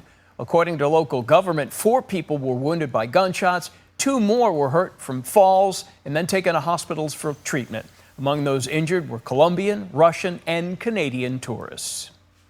So, this guy in Teotihuacan went over there and started shooting and killing people. And it's not going viral. Nobody know why. Remember the other dude? The fellow that took out Sir Kirk? The guy that nicked Kirk in the neck? He went there. He went and visited there. Seems like everybody that go there now are crazy. But most people won't get it. You know, they're going to still going over there. So let's keep on moving. Alarming close call near Nashville. 2 separate passenger planes, both in the air, when both of their cockpit warning systems suddenly went off. Warning of an imminent collision. Pilots on both planes taking action. The planes coming within 500 feet of one another. Here's Gio Benitez. Tonight, we're learning pilots on 2 Southwest planes were forced to take evasive action after an air traffic controller positioned the planes on a direct collision course. Southwest Flight 507 was preparing to land at Nashville International Airport Saturday, just as Southwest Flight 1152 was taking off, both planes packed with passengers. While on approach, Flight 507 executing a precautionary go-around because of the gusty winds, and you could hear the controller direct that plane to bank right. 507, turn right heading 110. Right turn heading 110, Southwest 507. That other Southwest Flight 1152 bound for Knoxville was gaining altitude and now in the path of the other jet. Anti-collision alarms going off in both cockpits as the planes were moments away from a catastrophic mid-air collision. There are multiple alarms that can go off in the cockpit. In this case, it was the most serious of those alarms, telling those pilots, you're on a collision course, you need to move the airplane now. The tower realizing the mistakes, telling the planes to change their altitude. Southwest 507, calling to maintain 3,000. 3,000, Southwest 507. Southwest 152, maintain 2,000. 2,000, we're already past the Southwest 150. The pilots responding to the anti-collision alert, taking evasive action themselves, narrowly missing each other with those passengers on board, roughly separated by 500 feet, right on top of each other. And people are going to say it's not the ley line.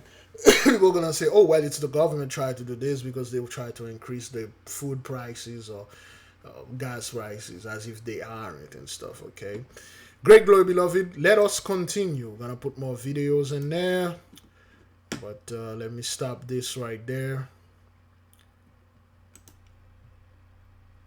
All right, Genesis 15, verse 13, and he said unto Abraham, "Thou of a surety that thy seed shall be a stranger in a land that is not theirs, and they shall serve them, and they shall afflict them 400 years." Indeed, this 1619, 2019, yeah, the 400 years over, 2020 kicks in, and everyone that are alive now, that even children can remember 2020, 2021 till now, those weren't good days. So that's why you see those things are happening, and they ain't gonna stop. At one point, the acceleration will triple. It's already double. It will triple, and there's nothing those people can do. They're gonna have to come out there and tell the truth, admit the truth, and give back everything. So yes, that's what's going on out there. All right. Let's keep on moving. Oops. 3 people, including a teenager and a child. 11:38 and breaking right now. 3 people, including a teenager and a child, are dead after a triple murder overnight at a home in Wilmer. This is what we know so far. The victims, 46-year-old Lisa Ferguson, 17-year-old Keziah. Okay, the victim, 46. All right. So just let you know that who's in the midst. You know what to do. Luker and 12-year-old Thomas Cordell were all found at their home on 7 and 12, I believe. Is that what that is? Is that what she said? And 12-year-old Thomas victims, 46-year-old Lisa Ferguson, 17-year-old Keziah Luker, and 12-year-old Thomas Cordell were all found at their home on Abel Moody Road. And this is a look back at the area where authorities found the bodies early this morning. We just heard from Mobile County Sheriff Paul Birch a few minutes ago. He says there are no suspects right now, but they do believe it was a targeted attack. We spoke to the father of one of Keziah a short time ago, and he tells us she was 8 months pregnant. Ooh. I mean, you could have all kinds of emotions, but the one that God lays on my heart is sorrow. You know, we've lost 4 lives, you know what I'm saying? 3 of which, you know, didn't even get to experience life fully. So the emotion on this fellow's heart is, number 1, sorrow for much needs, shortages of the people, losses, the loss of the people. Some of you witness, some of you know the fact that the FAA do not have enough people to put on their traffic for the airports and things like that, the air traffic. People are blaming AI, the stores, the skills labor, they are blaming the AI and immigration, when in fact a lot of those people are no more. Those folks want to act like nobody dies. Not only nobody died natural death, there ain't no one that died in mass, like those fires that burned the entire state. Nobody died. Everybody's still alive and kicking it. They're either the AI take all the job.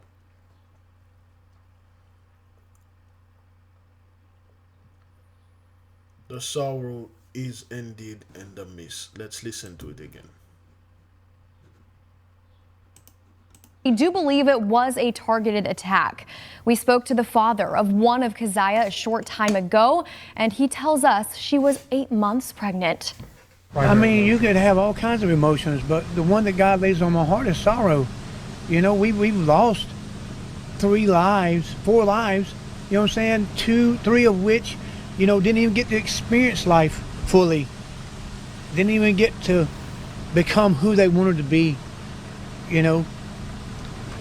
And it's just overwhelming. I mean, you just don't,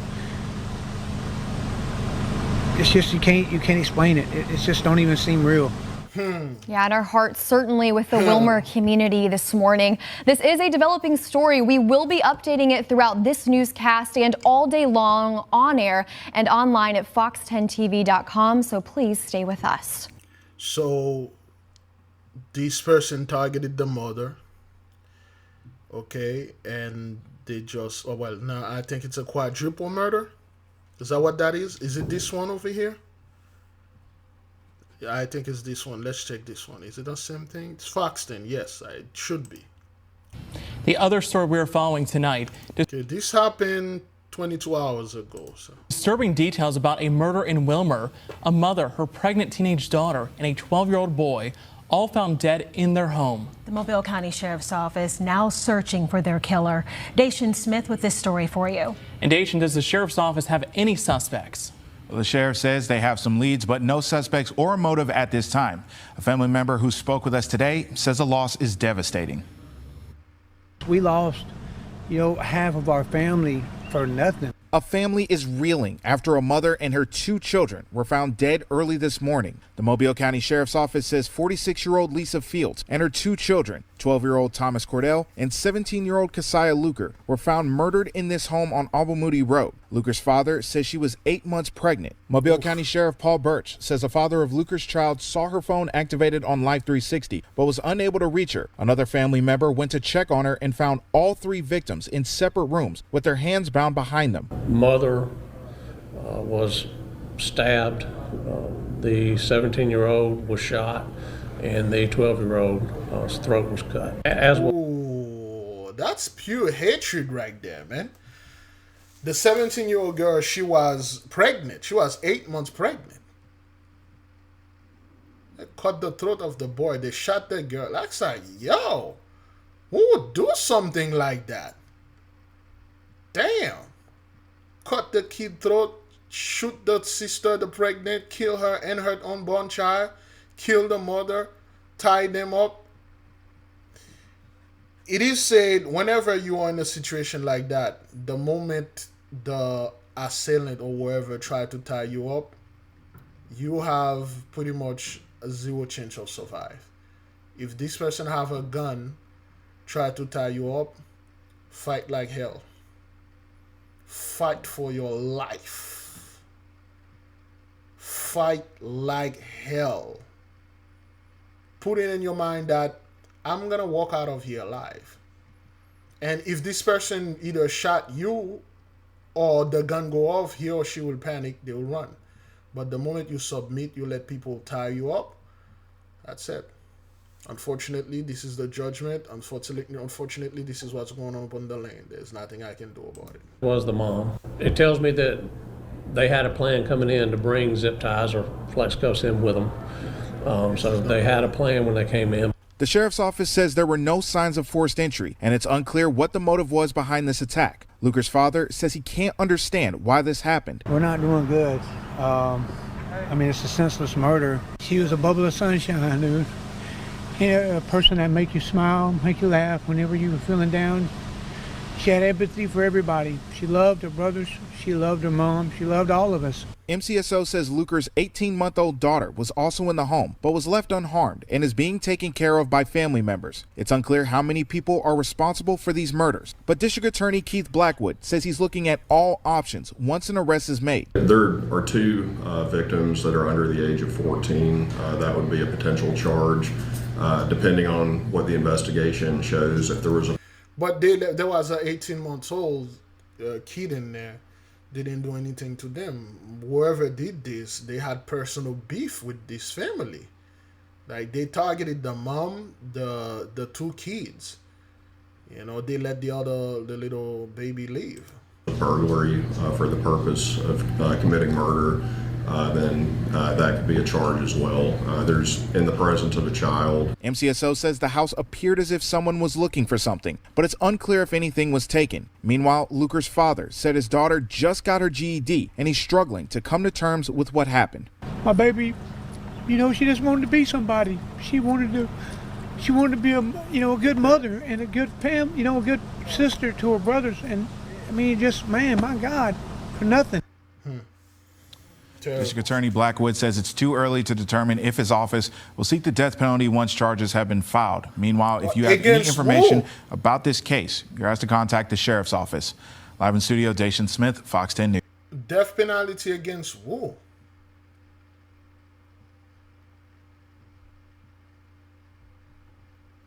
Against whom? Like, who did this?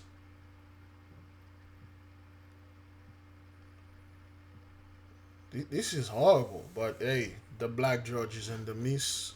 The judgment is here. There's nothing I can do about this. Found her body along with the bodies of her mother and younger brother in a shallow grave in Baldwin County. A Mobile County Sheriff's investigator on Friday methodically laid out the evidence that prosecutors say points to Hector Argueta as the man responsible for a triple murder in January. That evidence includes surveillance video of a black van going to and from the Theodore home of Aurelia Chalk. Detective Michael Posabit testified that Argueta's cell phone also puts him in a remote area near Summerdale, where investigators found Chalk's body, along with her 17-year-old daughter, Nurka Zuleta Chalk, who went by Zule, and her 2-year-old son, Anthony Garcia. This is an absolutely horrific crime. This is one of the most demonic crimes that we've seen around here. An entire family snuffed out by a defendant who is alleged to have committed these crimes. Detective Posavit testified the cadaver dogs found all 3 victims buried in a shallow grave off Downing Road. All 3 had been badly burned, he testified. So you got the mother, the 2 kids, shot and burned them and buried them. I'm assuming this baby. And that's what those dudes are doing out there. Okay? If it's, if you ain't gonna leave me and I'm going to sexually assault those kids and there's nothing nobody can do to me because I'm this, I'm that, and I'm gonna get away with it because I've done this before. And then this happened, man. Then again, beloved, like I said before, destruction by the sword. There we go right here. Plague number 5, destruction by the earthquake and sword. We just witnessed that, and you see there's a lot of sword going on, man. The sword is deep in the mist. Again, there's nothing I can do about that. Testified. He said Aurelia had been stabbed and the 2-year-old boy suffered trauma to his skull. Ooh. The most vicious attack appears to have taken place against Zule. Detective Posavit testified that she had been stabbed 8 times in the neck and throat. She was naked with a plastic bag over her head and a sock shoved down her throat, according to testimony. This is not something that happened once. This is not the first time this guy did this. He's done it before. He's done it before. This isn't something you just randomly did like this. It's not something that you just do. Like, this is my first time. Like, damn. Mobile County District Attorney Keith Blackwood says the evidence points to a sexual attack. A jury is going to make of that what we argue. I think it's reasonable for us to argue that she was sexually assaulted.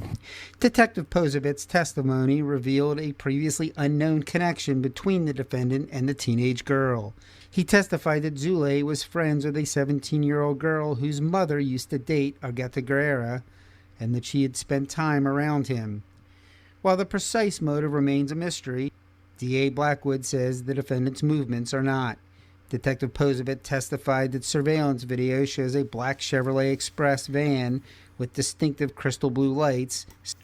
So the mother used to date the dude, and then he killed her, killed the family, killed the boy, and the kid, the little boy, was found with blunt force to his blunt trauma to his head. Most likely hit him in the head so hard with something, kill him. Stabbed the mother in the throat 8 to 9 times. 9 times, that's what that is. Well, you know what's going on with 9 times. And he either raped or sexually assaulted the mother or the daughter, not quite sure. And he buried them, he burned them, buried them in a shallow grave. So people like this, beloved, they don't just pop off in your life like this, they stick. Make no mistake, You met people like that. They talk to you.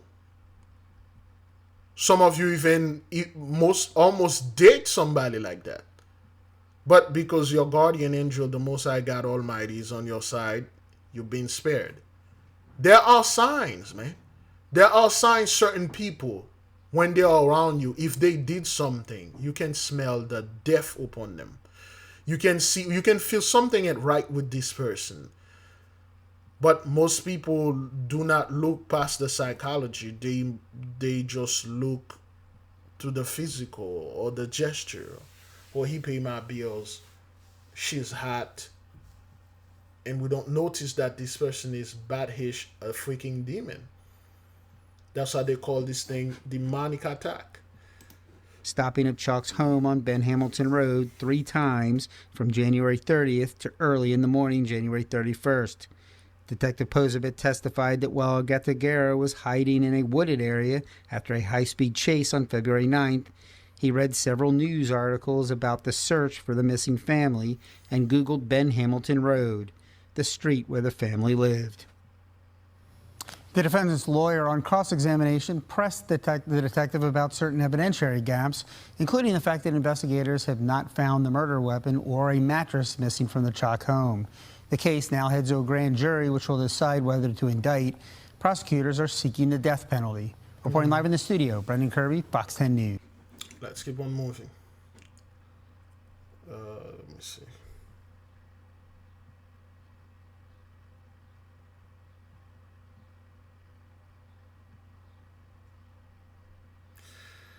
All right, let's keep on moving.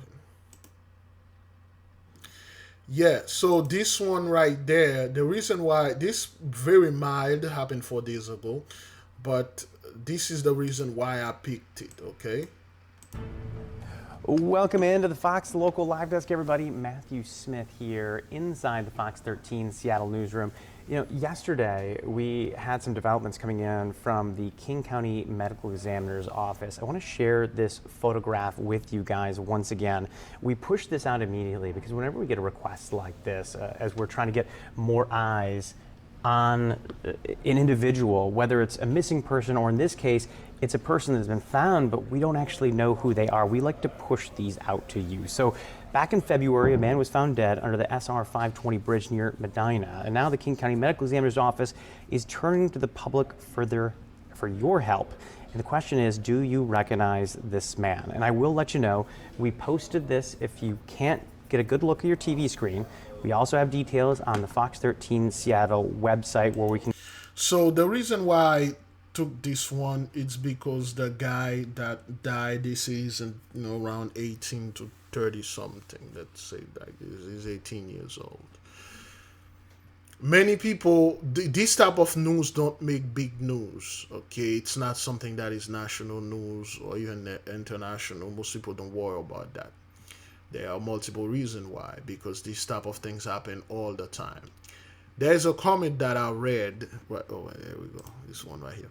My son was murdered in Seattle, pushed off the bridge by a repeat offender, let out over and over again, and medical examiner tried to, along with cops, say it was suicide. I had to investigate my own son's death. They don't care, and he was only 32. And his death certificate has been changed from suicide to undetermined. So it is still an open case. They do not care. That was in 2018. I cry every day for my son. I still want justice. So this is one of the person, I'm assuming that's a woman, where they murder her son. They push him from the bridge and then he died. Okay.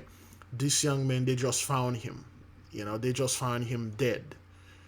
There are multiple people, they just keep finding them dead. Remember, for those of you old school that began with us in 2020, there was a huge wave of people they keep finding in their car dead. They are not shot to death. There is no bruise. There is nothing, no drugs, nothing induced. They just sit in the car, they die. Remember the time we used to make this fun of this dude that you know, the holy trash can. He killed a guy with the trash can. There was a fight at the ice cream place, and he literally take a trash lid and hit the guy so hard in the head and kill him. Remember that guy, the holy cinder block? He killed the dude that raped his daughter with the cinder block. A giant brick he lifted and then crushed the guy's head. So many people were finding dead and car. Most people didn't care about that. They were care about, you know, sir, Mr. Fawcett, certain. Hey man, take this stick, man. Go and put it in your tack, and you should be able to walk around here and then do stuff. And Mr. Fauci, and that's what most people were worrying about. They were worrying about the elite. Oh, they're gonna shut down and stuff, and we liberate Michigan, liberate this, liberate that. Go out there and do his shit. A bunch of people were dying, and we keep telling people this isn't normal. They are finding those people. They just die. Okay, there is a woman there. Let me see if I can. Oops, not that one. Yes, that's the one. That's the one. Okay, let's listen to this one. This group of hikers who came across the body of Joanna Shields on a popular Big Sur hiking trail last week near Sykes Hot Springs. At least one of the hikers described seeing marks on her neck. Friday, a spokesman for the Monterey County Sheriff's Office provided clarity on what those marks were. In this particular case, this person tragically had injuries that were consistent with injuries that would be caused by insects. So in this case, we're not looking at what they believe it was. We're looking at markings that were a result of insects. Possibly ants. And while an So they find a woman dead on the trail and some form of injury in her neck. It was caused by ants or insects. I'm not an insects expert, but that's what they said. They just find this woman die. They say it's not from strangulation. It's still suspicious. They say most likely it's caused by an animal, which then again, we're just going to go right there with number 7, wild beasts will be their grave, okay? All right, so mysterious death. They just find this woman, she died. This man, they find him, he's dead. And every day they are finding a bunch of people that just die. They don't know what happened, how did it. Somebody shot this dude, strangling, drug overdose, they just died. Natural cause, heart attack, stroke, or whatever, they just died. There is a news somebody the nation been sending to me. Let me see if I can get it. One man got attacked by unknown animal.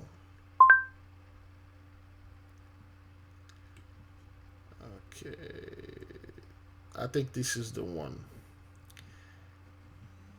Oops.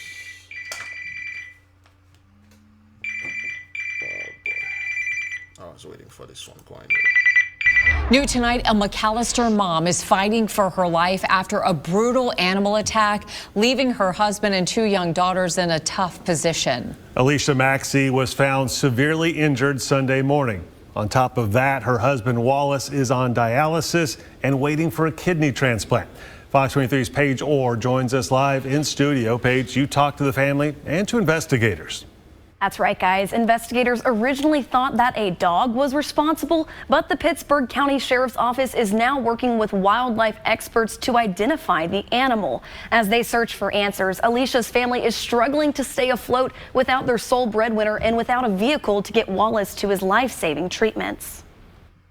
In a remote yard in Blanco, Oklahoma, Alicia Maxey was ambushed before she could even reach the front door of a home where she was hoping to find work. She heard a deep growl.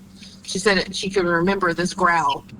And she turned to run back to the truck, and something just pounced on her and knocked her to the ground.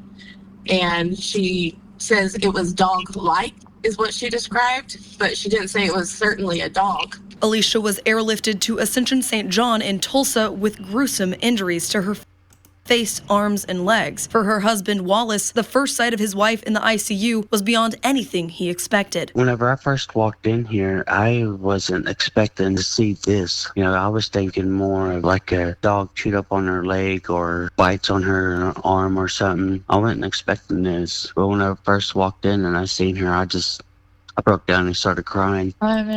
So, you got a woman. She was working and she got attacked by a dog-like animal. Nobody's stupid to say a dog did this.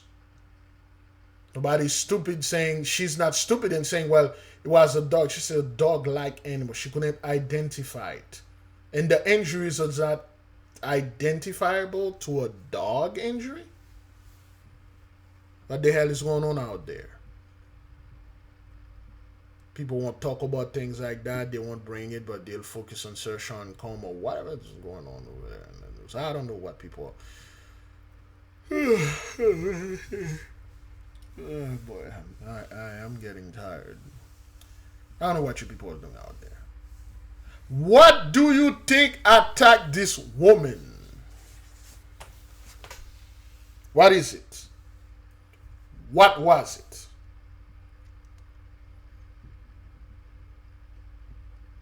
Remember, 83 science or the one, well, at least the scientists and their psychologists, the professors, their learned men are the one that say those things doesn't exist.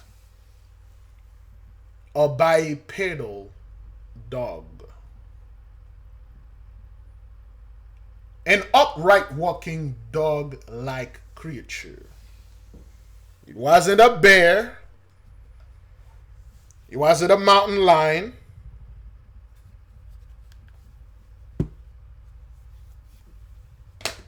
It damn sure was not a freaking deer.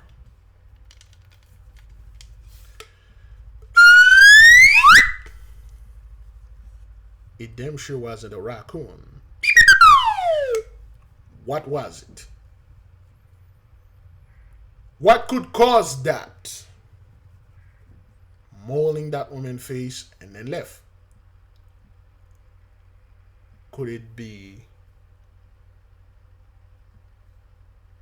something not from around here? Could it be something much more sinister? I don't know, you tell me.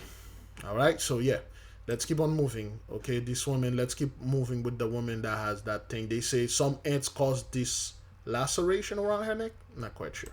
Autopsy of the 37-year-old hiker hasn't determined manner and cause of death.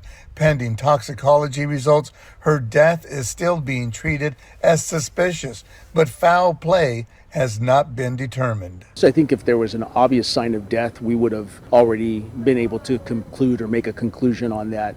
But in this particular case, the examiner has determined that we need the lab results from the toxicology in order to make that final determination. The new details surfacing as friends and family share memories of the Carlsbad woman. A GoFundMe page describes Shields as someone who moved through this world with brightness and spontaneity, an adventurous spirit who touched the lives of everyone around her. She just had so much energy. She was just so passionate, so kind, and she was always, putting other people first. Said the owner of an electric skateboard company where Shields used to work. In fact, Shields talked about e-skating as an outlet for dealing with her own depression and anxiety. At the end of the day, I guess now we just need to reflect and sort of celebrate who she was and, the time she had here and, the good she did. Now again, the coroner's office waiting those toxicology results to determine the exact cause and manner of Joanna Shields' death, and those results not expected for another 6 to 8 weeks. Reporting from Salinas, I'm Felix Cortez, KSBW, Action News 8. Felix, thank you. Good. So, there you go, beloved. Judgment upon the land. Judgment around. Nobody's saying why this thing is happening. We've been warning those people. I mean, as long as people pretend they don't know, I don't know either. You know, you people acting like you don't know why these people, just young woman, she was 37. She was a young woman. They just found her dead with some stuff that looked like strangulation around her neck. But they determined it was some ants that did this, you know, some insects, you know, and stuff like that. Yeah, so you know, you people, you drop the whole bird thing that keep hating those airplane. I don't hear about the bird anymore. Maybe they give birdmen some sort of break. Even Larry Bird a break too. What about Danny DeVito? What about Big Bird from Sesame Street?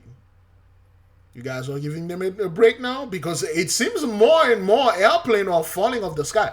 We have this right here. Let me see. Right there. We got this one. Lost power mid-flight and crash. This plane lost power mid-flight and crash landed here in the Hungryland Preserve. The 19-year-old pilot survived and even managed to get out of the plane himself. The wheels of this Piper aircraft facing the sky. The plane lodged in the mud, surrounded by yellow tape. Sheriff John Budenseek tells me the 19-year-old in Saturday's crash was a student pilot from Dallas, Texas. He rented the plane to fly from Melbourne to Fort Lauderdale and back to Melbourne. According to the FAA website, the plane is registered to the Florida Institute of Technology. He was just trying to get his hours in the plane. The pilot told deputies he was experiencing loss of power in his engine and tried to turn back to Fort Lauderdale. Unable to do so, he tried to find a rural airstrip before attempting to land on a road in the Hungryland Preserve. You can see where he turns and then the plane loses altitude. He's now aiming for a small road, a canal road, but he can't quite get to that. The pilot crashed, and Sheriff John Budenseek tells me he's lucky to be alive. Look at that plane, you look at where it was. He could have hit a tree, everything would have been different if it had just been, just a few feet over. In March, we told you about another 19-year-old pilot who landed on Indiantown Road in Jupiter. We've had 2 young men survive what would have killed most people in plane crashes, so we're thankful that it wasn't worse. The FAA and NTSB are still investigating this emergency landing, trying to figure out why the engine of this plane suddenly lost power. Engine suddenly lost power. But you guys no, it's bird that keeps striking them. Oh, it's the pilot is incompetent. He's 19 years old. He doesn't know what he's doing. The pilot was DEI. Why all this? Oh, well, this is the media. The media is doing this, so, to scare you. Airplane accident been happening like every day and stuff like that. Okay, well, yeah, well, whatever, man. And me personally, I stopped reporting on this. It's not like they are not happening. They are still happening. It's just people I stopped talking about them, man. I'm like, yo, oh boy, I'm getting exhausted, man. Oh boy. All right, let's see what we have here. Forgive me, beloved. I'm waiting on a very important phone call, and this freaking thing, I can't, leave it on vibration. Yo. Plane crash concerns in Pacoima. Tonight, crews hauled away the remnants of this plane, and some neighbors say it's only a matter of time before something like this happens again. The crash calling into question the safety at Whiteman Airport, and not for the first time. Good evening, everyone. I'm Carolyn Johnson. Witnesses rushed in to lift that small plane upright and pull out the pilot. He hit some power lines just blocks from the airport and landed upside down. This happened around 11 today along Van Nuys Boulevard. NBC4's Darsha Phillips is there for us with the concerns from those who live nearby. Darsha. Yeah, Carolyn, that pilot now in the hospital in critical condition. And as you can see here in Pacoima, Van Nuys Boulevard from San Fernando to Pala Avenue still shut down as DWP tries to repair those power lines. That airplane clipped those lines just before 11 o'clock this morning. A dramatic scene in Pacoima when citizens rushed to lift an overturned plane to rescue the pilot. I seen a plane hit a post right there, right on Sutter and Van Nuys. and it lost control, so it hit into an O'Reilly's. And when it hit O'Reilly's, all the electrical wires fell to the ground, and my brother and 10 other people helped out to pick up the plane. The pilot, a man in his 70s, was taken to the hospital and is in critical condition. The LAFD told NBC4 the plane is a single-engine Cessna that belongs to a flight school based out of Whiteman Airport. The plane was doing patterns around the airport when officials say it appears the pilot hit a high-voltage power line before crashing upside down in the parking lot of an O'Reilly's auto shop. This is terrifying for the residents. It's terrifying for the homeowners. If that plane today had gone another 50 feet, it would have landed on a house as opposed to a parking lot. Roberto Berrigan is part of Icon CDC, an organization that supports the community of Pacoima. He says many residents want LA County, which operates Whiteman, to shut the airport down. This accident that happened today continues to be an example of why this is not the place to have an airport. This is a really urbanized location. Over the years, there have been a number of incidents involving Whiteman Airport, most recently in 2022, when LAPD officers pulled a pilot from a plane that crashed on train tracks just in the nick of time. And in 2020, when a plane crashed and exploded in the front yard of a home. Amazingly, no one on the ground was seriously injured. The crash today, again, punctuating the fears and concerns of the community. We just can't continue to live like this until we have something worse and worse happen. And Roberto says a community advisory board created by the county voted to shut down Whiteman Airport, but there has been no action, according to Roberto. Now, we've reached out to LA County and we're still waiting to hear back. And of course, this crash will be investigated by the NTSB and the FAA. To pick up the plane. Again, we made a Esau's Trouble video concerning this crash that happened. Some of you remember 4 years ago, 2022, when this thing was keep happening, airplane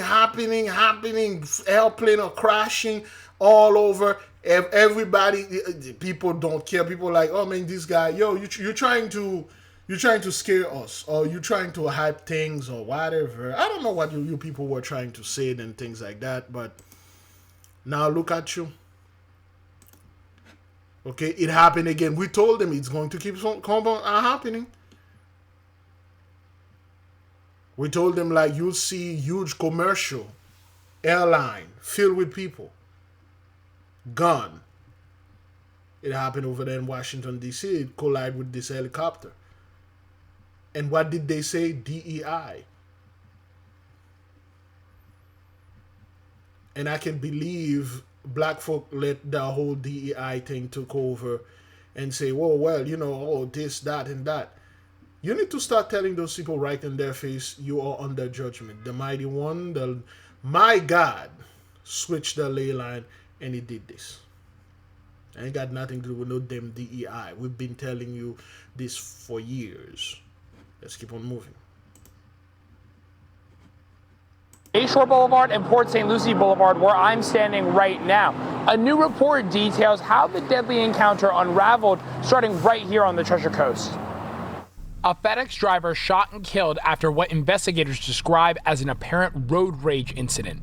A newly released police report says Nathaniel Paget was driving from Port St. Lucie to a FedEx hub in Riviera Beach when the suspect, 24-year-old Tyler Vidro, began following him near the Florida Turnpike.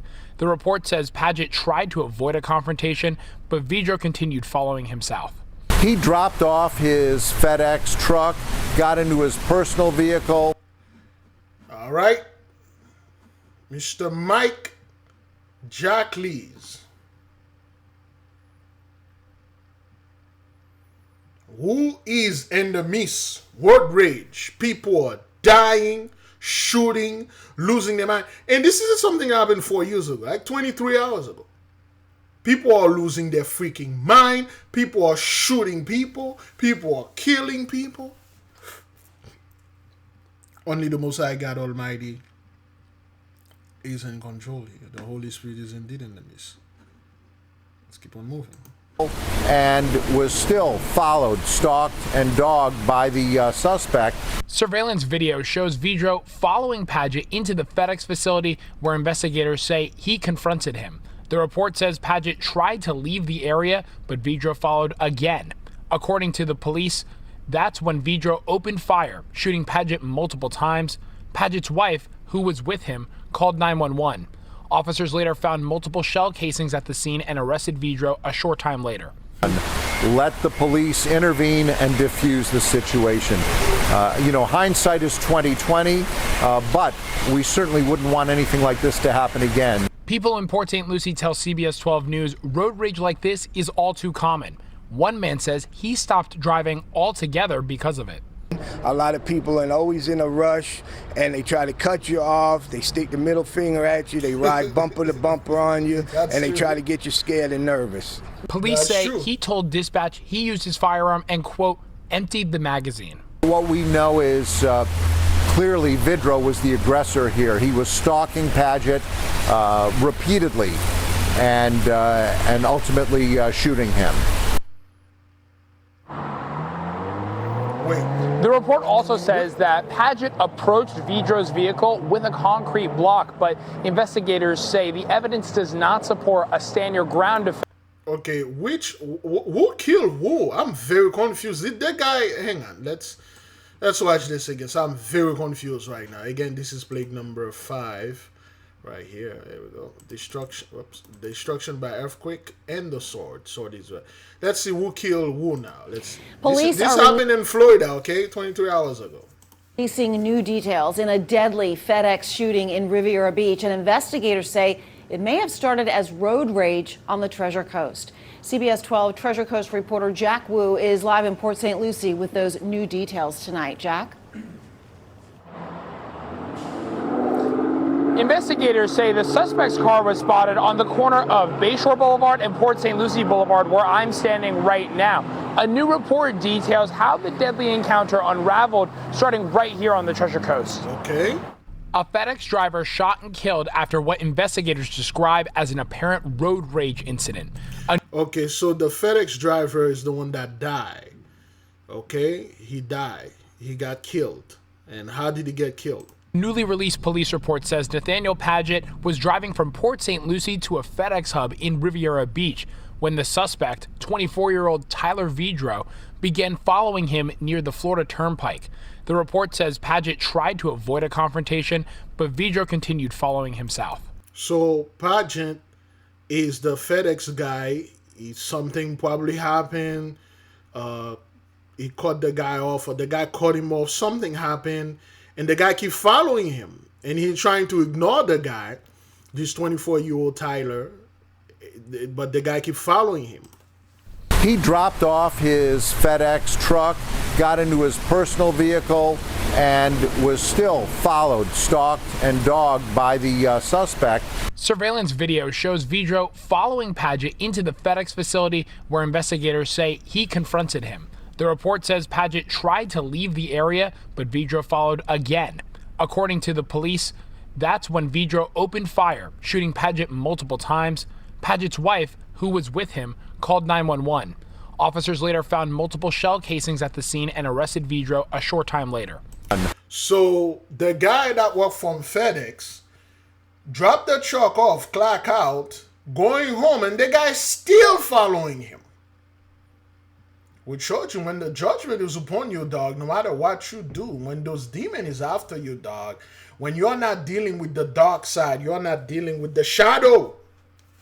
I'm angry! This dude coming over there and you caught me off, man. He followed the guy. The guy didn't want to deal with him, ignore him, say, dude, go home and stuff. The guy get into a car with his wife. He followed the dude to such a degree, he went out there and shot and killed the guy. Oh, boy. Let the police intervene and diffuse the situation.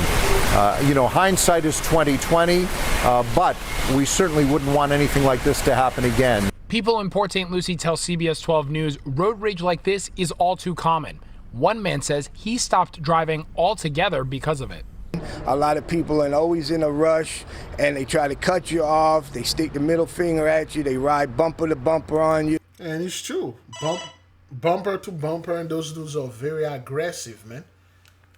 Very aggressive. Today I was driving and this dude was right, but I don't know who he was. That person was like right there on my bumper, man, right on my tail. That person is straight up on my tail, and I pass, I speed up. That person speed up behind me, so I slow down. He still stick behind me, and I'm like, okay, what the hell this dude want? So I make my left turn, and then the speed up to the first car, the car that was in front of me, and then go to bumper to tailgating the guy. I don't know why people do this. I don't know why it's so attractive. I don't know. Me, I'm just, it's not only, it's a safety thing, which I never do. Driving so close to the guy in front. If anything, I'll pass you or stay behind. But to do this type of thing and, aggressively with your whatever little Honda, you put the muffler in it. Like, what is it, man? But hey, great glory, man. Horrible. But it should happen. Where you learn that the pain caused by the deaths of these two women is still very fresh, Brinkley. Just in the last 30 minutes, Arcadia Police Department actually gave me an update on their investigation. They said that Barbara Bates, that's the second woman that was found dead, was actively on the phone with 911 while witnessing the deadly domestic dispute between Eric Robinson and Tanika Summers. Robinson then shot Bates through her bedroom window, where she was found dead hours later. But as this investigation continues, friends continue to mourn this loss.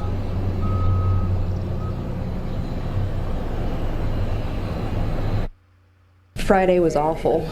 It went from we had music playing and everybody was talking and laughing and it was a regular salon atmosphere to nobody said a word. Salon owner Megan Albright learned Tanika Summers died Friday morning. She took the call on speaker where everyone heard the horrible news. When I found out, I was heartbroken because she was such a good person. She's one of those people that is literally always happy no matter what circumstance she's put in. She was a good person. The booking report from Arcadia Police says Summers got into a fight with Eric Robinson Friday morning. The report says that their daughter came home from work and grabbed a gun to protect her mother, but Robinson got the gun away from her. The report goes on to say Robinson promised his daughter he wouldn't hurt Summers and told the daughter to go back to work and not tell anyone, or he would kill Summers, then commit suicide. She never spoke about it. She never came in here with domestic violence, talk. And here's the thing. We keep telling you, them dudes out there, they are signs. Those guys are angry. They created so much issue in their life, and they ain't gonna deal with it.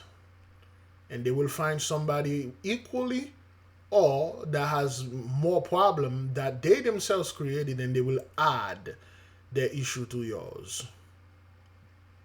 Those dudes are super aggressive. Everything has to be resolved with a fucking gun. When people say things, you better not say anything that would hurt my feeling. I believe you're cheating. I know you're cheating. I believe you don't like me. I believe like you think you're better, but that's the number one, but you think you're better than me? Is that what that is? You think you're better than me? Them dudes out there, they are aggressive. Equally the same thing with the women. They're super aggressive, man. They'll be in your face yelling. You have a gun in your hand. You tell it, if you come, I'm going to shoot the kids and I'm going to shoot you. Oh, you ain't going to do nothing. But shoot me, shoot the kids. You don't tempt those dudes. If this man have a gun in his hand, do not provoke him. No, he ain't gonna do nothing to me and stuff. They come up loud, having an attitude, think this thing is, I'm a baddie and stuff like that. This is the result. I keep telling people, when somebody say, one day, if you keep doing this, one day I'm gonna end you, they will end you.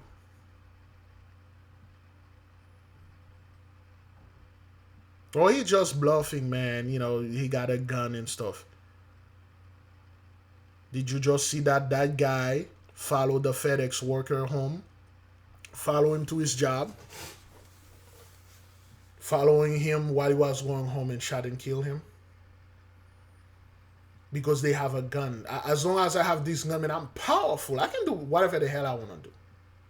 I remember I told this story over and over again. When I was 17 years old, I was in a bus, bus 18, going 441 Breeze, bus 18. No, it was well, yes, it was 441 Breeze. They got the regular 441. Let me double check if they changed it. I believe now it's bus 19, but it used to be bus 18. 441 Breeze. Okay. The 441 Breeze, it used to be, they changed it. It used to be the bus 18. 441 Breeze was like an express. It's still the 18, but there are certain places it doesn't stop. It goes faster and longer than the other bus. I was in the 441 Breeze. I used to be known as a bus master. I love riding the bus and the train. I love public transportation. You know, going to school. All I took was, public transportation. You know, Canarsie High School, being in New York and all that. I love it. I was in the bus, and there was a gentleman that sat there. And something to that effect happened. There was a young man and a young woman in the bus. They were having an argument. And the young woman got so loud. She was yelling in that guy's face. And the guy said some stuff to her. And there was an older gentleman that stand up. He shake his head. He said, see, this is what happened to my daughter. That's why her husband, her boyfriend killed her with the AK-47. He literally emptied out the magazine on her. Because she was arguing with him, she was so loud in his face. He kept telling her back off. He had the gun. She didn't. He told her, I'm going to kill you and stuff. She didn't. She lunged at him in his face with her finger doing things. He unloaded on her, killing her. He's serving a life sentence because of that. And the man just told her that. She got even louder to a degree that she attacked the dude. So the people in the bus had to pull her, some commotion, and the bus driver had to speak on the speaker and stuff like that. And then people come down a little and things like that. Then I got off the bus. Things like that happen. If this person have a gun in their hand or object, and you take, if I go and I yell in his face, because I've done that before, I call the police on him all the time. He ain't gonna do nothing. The police gonna come over there, they're gonna shoot him. And he know if the police come, he is gonna be in trouble. He will take you out. Some dudes are even worse. You will yell in their face, you will do whatever, you will even slap them. They won't do anything. They will just leave. And then a few hours later, you'll calm down. You'll calm down. You know, especially if you have something in your system, you'll calm down. This thing in your system expired, then your mind start to returning unto you. The spirit, the unfavorable energy that was on you left now. The demon left. So you start getting clarity of mind, and you realize that not only you overreacted, you were borderline disrespectful. This man respected you. He was there trying to help you. It was a common misconception. Something happened. We could have do this calmly, but you think because if you yell louder, that make you right. Because it's something that we cherish, you know, especially in the midst of the community. And the one that is the loudest, say the most curse word, wins. Your facts, Negro. Your receipt. Your truth. He's louder, he's gangster, he say more cuss word, then he's better than you. He's right. I don't care about stuff. Some dude won't do anything. And then, few months, a year later, they find you in a ravine. They find you strangled on a hiking spot. They find your body riddled with bullets. Burn somewhere else, and people don't know what's happening. Remember, keep in mind that You left this man like a year ago. You been after him or her. You dated like 4 or 5 more. The same attitude, the same thing. People already forgot about this incident. They don't even know this dude exists. They will look at the current boyfriend or the current husband, which is innocent. He is so confused, he doesn't even know what's going on. But it was some previous things that you did. And this snake with long memory never let it go. You know, some people do that, right? They plan murder for years because of that thing you said you did to them. You think we cool? Ain't cool with you. They plan everything they would for the right moment, and then they end you. And they never get caught. Because those guys are pro.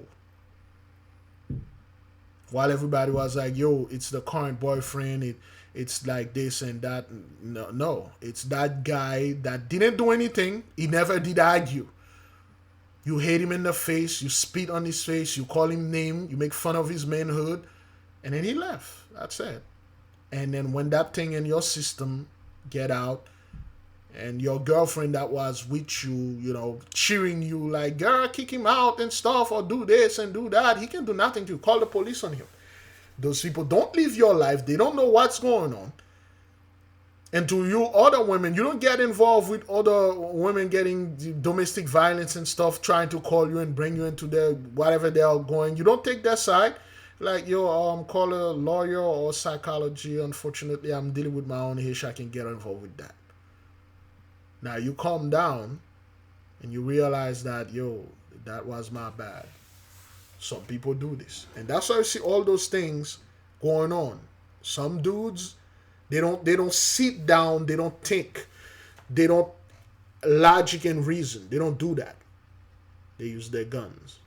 Or marks on her or anything. I would have never assumed. The police report says witnesses saw Summer pleading with Robinson before he shot her multiple times, then ran away. He said hi, and I said hi, but no expected that he go do something like that.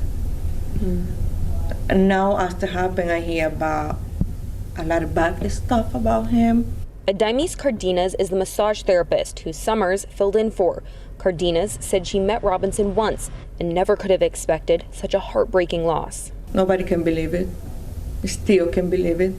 It's like a nightmare. But it's the life. It was absolutely awful. She had a whole life ahead of her. Coworkers here trying to remember Summers for the hardworking and positive person she was. She was the sweetest person. She was the type of person that no matter what mood you were in, if she walked in and smiled, guess what? You were smiling too. An amazing and those are the people that, you know, with the fake smile, you don't know what they are doing at home. You don't know what they could have done. You don't know what she did to this man to warrant that. You know what kind of thing she would have said to this man that have a very fragile ego, a very fragile pride. You don't know what kind of slick things she said. Most likely this one probably didn't do anything to this man. He lost his goddamn mind and go out there and say stuff. Then again, she probably threaten him and things like that. And these dudes, people still... Sometimes, beloved, when you go talking to a man or women, the other day I was talking to a good friend of mine, and she works at a medical place. She do a concierge or the person in front. She's very good at her job. And there's this guy that she fancy.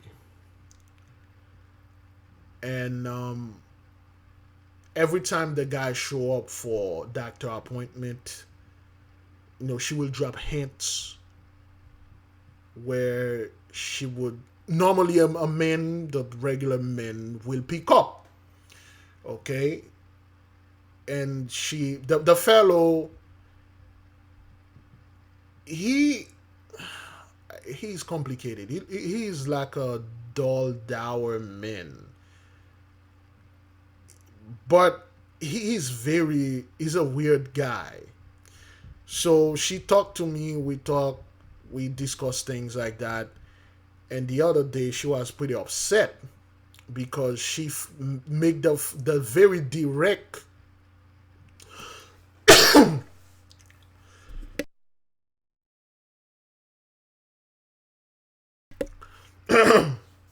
excuse me, she make the very direct proposition to the fellow.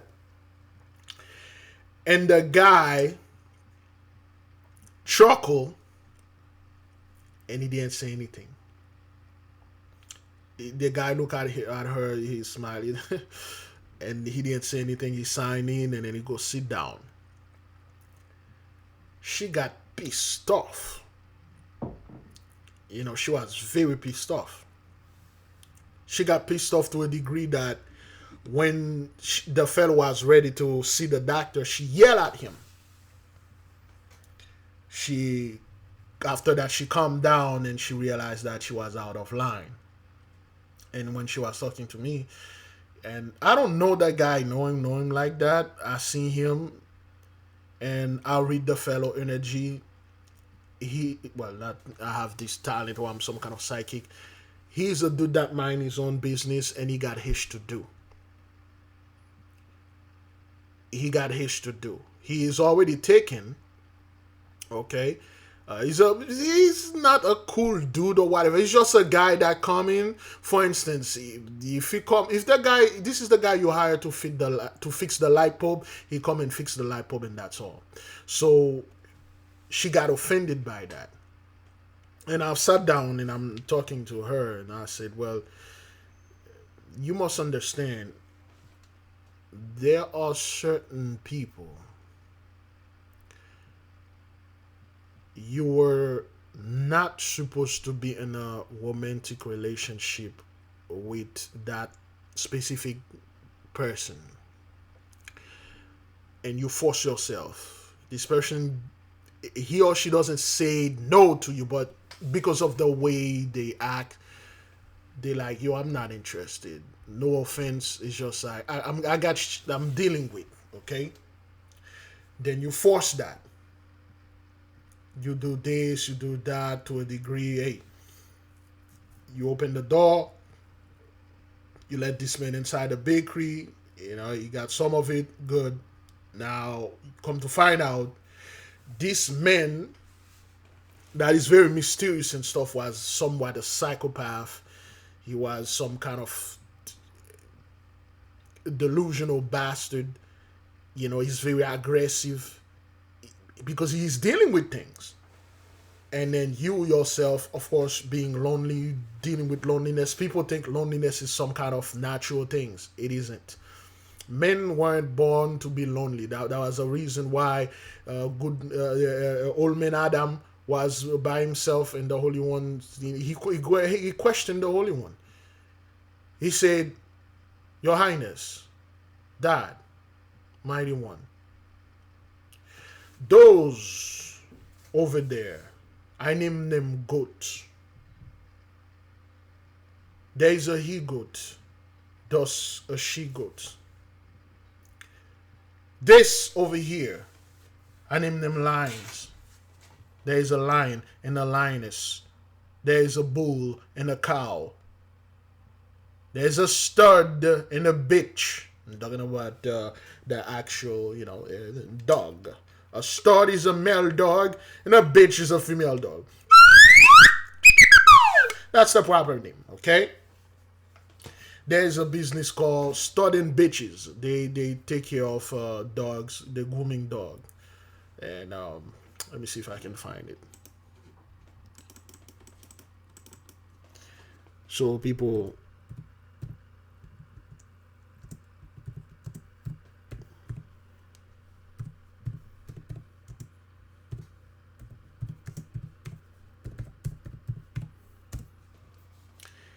All right.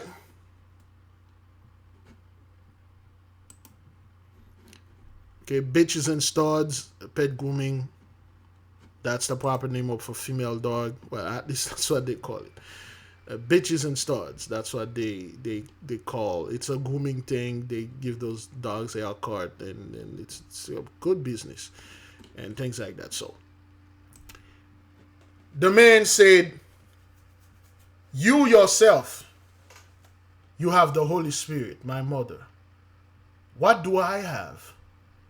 I am alone here. Yea, I have all the energy, I have all the knowledge, but I'm alone. I don't have anybody. Everything has a pair, but I don't. And the Holy One City say, it is not good for the men to be alone. I'm going to make him an assistant. I'm going to make him a support, a comforter. Somebody, he's sad. Somebody to be there to make him happy, to counsel him. Somebody, I'm going to make him a repairer. For lack of a better man, for lack of a better word, a repairman. He's broken. Let me give him something that whenever he has some issue, he will get with this thing, and this thing will help him resolve this. So the Holy One take a piece of the fellow and his ribs, and he make the men that have actually the wound, and he call it the woman. He say, both of you belong together, and you shall never be lonely. Subdue the earth, multiply, and add unto, and be fruitful, and all that. Those are the greatest commandment. Men and women are not supposed to be lonely or alone. It's not something that some people are dealing with loneliness. They don't know if it's loneliness. It's comfortable to a place like that. I'm glad I'm not dealing with a crazy guy or a crazy girl and stuff, because whatever, anybody that get with someone, he or she has to be crazy, because that's all we've been seeing and that's all we've been heard. But loneliness is no joke. And this isn't something about, let's say, romantic, platonic also. The seniors, they go up, some of them, I shall say most of them, their friends are dead. Husband die, wife die, they are lonely. They really don't have anyone to talk to, anyone they can reach out to.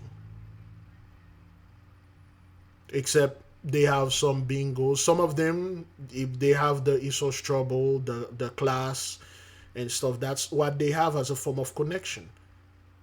Because most of the people, they either outgrown them or they just don't deal with certain people. Loneliness is certain things. So I explained to her, I said, certain time, beloved, of course she's not in the truth, it's just she walk in a place where I do business, and she's very open, and the beautiful young woman, she's very open, and because of cultural study, I study a bunch of culture as if I belong to them. And I tell her, sometimes rejection is protection. Sometimes this is not the person for you. And she's very desperate, She's like, I don't care. I just want somebody that I just need to spend some time in. I'm just tired, all the good men are taken and stuff. We talk about things like that. And I explained to her, I said, this man probably is dealing with something. He's not rejecting you. He's just like dealing with Hirschman. Anytime you see a man so serious about his career or whatever, his life, he's not interested in anything, that means he forgive him. The same thing go with the women. If he or she doesn't answer, that means this person is dealing with some type of Hirsch. And the Holy One spared you not to get involved in whatever that thing is. So to the women and the men out there, if you get rejected, that doesn't mean you need to stop. It just means that, hey, you probably not even dodge the bullet because Neo did this. Anybody can dodge the bullet. You just escaped a nuclear bomb, son. And that's what happened to this young woman. She didn't escape this, okay? Beautiful person inside and out. And I know she could be missing for a lot of people. The owner of the salon here at Hello Beautiful told me that all of the items in Summer's office are going to remain there safe until that family feels comfortable to come and pick up those items. But in the meantime, the co-workers here have been placing flowers and balloons in a growing memorial for Summers. Okay, then again, like I said before, this type of stuff, beloved, the Most High have its angels. They will warn you. They will warn you of these men. Even before you get involved with this man, woman, you need to study this person. And the thing is, like, you need to study yourself first. You need to deal with your hate first. Once you start studying yourself, you start dealing with your own garbage, your own problem that you have created. I can guarantee you those people will not be for you. Not only you will not look for them, they won't come nowhere near you. Because your energy will not attract those people. But if you're dealing with garbage and you refuse to deal with the problem that you created from yourself, it will attract this. Because what garbage always attract vermin, rats, roaches, and maggots, and mice, and raccoons. Because if you let all these things inside of your house, you don't clean them out, that's what's going to come to the house. But if you clean the house, you clear the yard, you plant in the beautiful garden there, you take care of it, you will have papillon. Okay, will come. Papillon. There we go. Okay. Oh boy, they always give me papillon the dog, but okay, you probably have a little cute dog coming over there. I'm looking for papillon with double L. It is double L. That's 3L.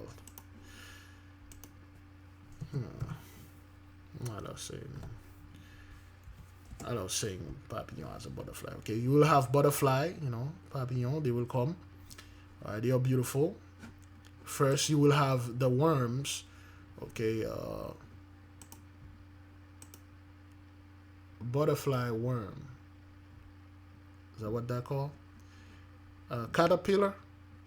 You'll have the caterpillars. Okay, they will come. They will metamorphose. They will transform into butterfly. You will have hummingbird. They will come to your flowers, suckle the flowers. You will have bumblebees. You will have the bees came in. This is what you attracted. You will have all sort of beautiful. You'll have red cardinal. You'll have the cardinal coming, blue cardinal, green cardinal, whatever that is. You'll have birds coming over there. You'll have the bees making honey. You'll have all this stuff. All the sort of beautiful animal will be attracted. Your fruit will grow. You can eat them. You can sell them. Because that's what the house is clean. It feels nice, relaxed. And certain spirit will dwell there. And the animal will become the guardian of the house. They will alert you. They will protect the place. The place will be beautiful. Inside your home, you don't allow anybody to come over there, putting Haitian in the system, hanging out, bringing niggas over there, partying day and night. Now, this is where the Most High God Almighty live. If we're going to do some bull, we go somewhere, Airbnb. We go to another person's house. You go trash another person's house or go to a hotel and do what needs to be done there. But my home, only for the trustees. Only for the trusted. Clean yourself first. Then you will attract cleanliness. You know what they say about cleanliness? Is next to what? Cigarette. Police say this minivan exploded on a busy Fairfax County road this morning. Investigators believe a propane tank in the van had a small leak, and when the driver went to light a cigarette, the van burst into flames. Ooh. The woman inside was rushed to the hospital. Northern Virginia Bureau reporter Drew Wilder has reaction from neighbors who saw the van and say they can't believe what happened. Police say a woman went to light a cigarette this morning, not realizing she was practically igniting a bomb. The entire roof was blasted off and landed in the middle of the road. The windows were blown out, door panels devastated, separated into pieces. Julian Hart can't believe his eyes. I am in awe that nobody was killed. Julian lives across the street near the intersection of Lee Chapel Road and Old Keene Mill Road. He said he heard the explosion at about 7:30 this morning, and it sounded like a sonic boom. It shook the townhouses. Pictures fell off the wall, Stuff broke. Fairfax County Police say a woman was driving this Chrysler minivan this morning and there was a propane tank inside with an apparent leak that she didn't know about. Investigators believe with temperatures in the 30s this morning, she probably had the windows rolled up, so a leak would have filled the car up with gas. Police believe that she went to light the cigarette, the car blew. Alan Caramella ran out to see what happened. Pieces of the car were blown all over his yard. There was a piece of door right here, you know, a big piece of the door. From the van? Yes, right here. There's the door, easily 100 feet away from the van. Pieces of glass. So things like that happen. Loud boom. We have it here. Plague number 10 right here. Or is it? Thunder voices. Boom. A lot's going on, beloved. A lot. All right. Let's move to the next video.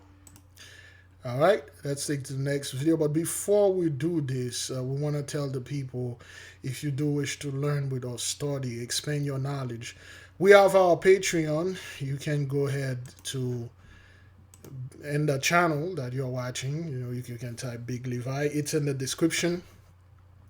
You can go to Patreon, Big Levi 12. You will find us. Okay. I was not going to play this, but this is Dabu 7, okay? Dabu 7, we'll take Dabu 7 because of what happened to the David Wilcox, all right? David Wilcox, all right? So, oh boy. Brightly fire, destroy 99% of the home. Let's take that too. Okay, you can go, and your search bar, you type Big Levi. Boy.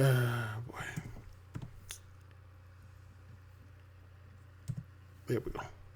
Ah, musical artist. They have me as musical artist. I don't know. Well, I guess that's what it is. So, and you can choose any of our videos. We have all the video right here. The last one, you can click any of them. For instance, the Esau's Trouble video. All right. So that nation whom they shall serve will I judge. Okay, you can click on them, watch your scene, and you go to you go to description. You can check the Patreon right here, which is Big Levi Patreon right there. Let me just show you. This is a Big Levi Patreon. Okay, this has been posted there. It is there for you. We're going to take it up. It's the top choice. Okay, we just study mastery, strategies for the creative active phase, the authentic voice, and the great yield with John Coltrane. If you don't know who John Coltrane is, go ahead and watch this video. Okay, we have laws and magics and all that stuff we're studying, crystals, and we're expanding our mind. The story of Mozart, if you don't know anything about him.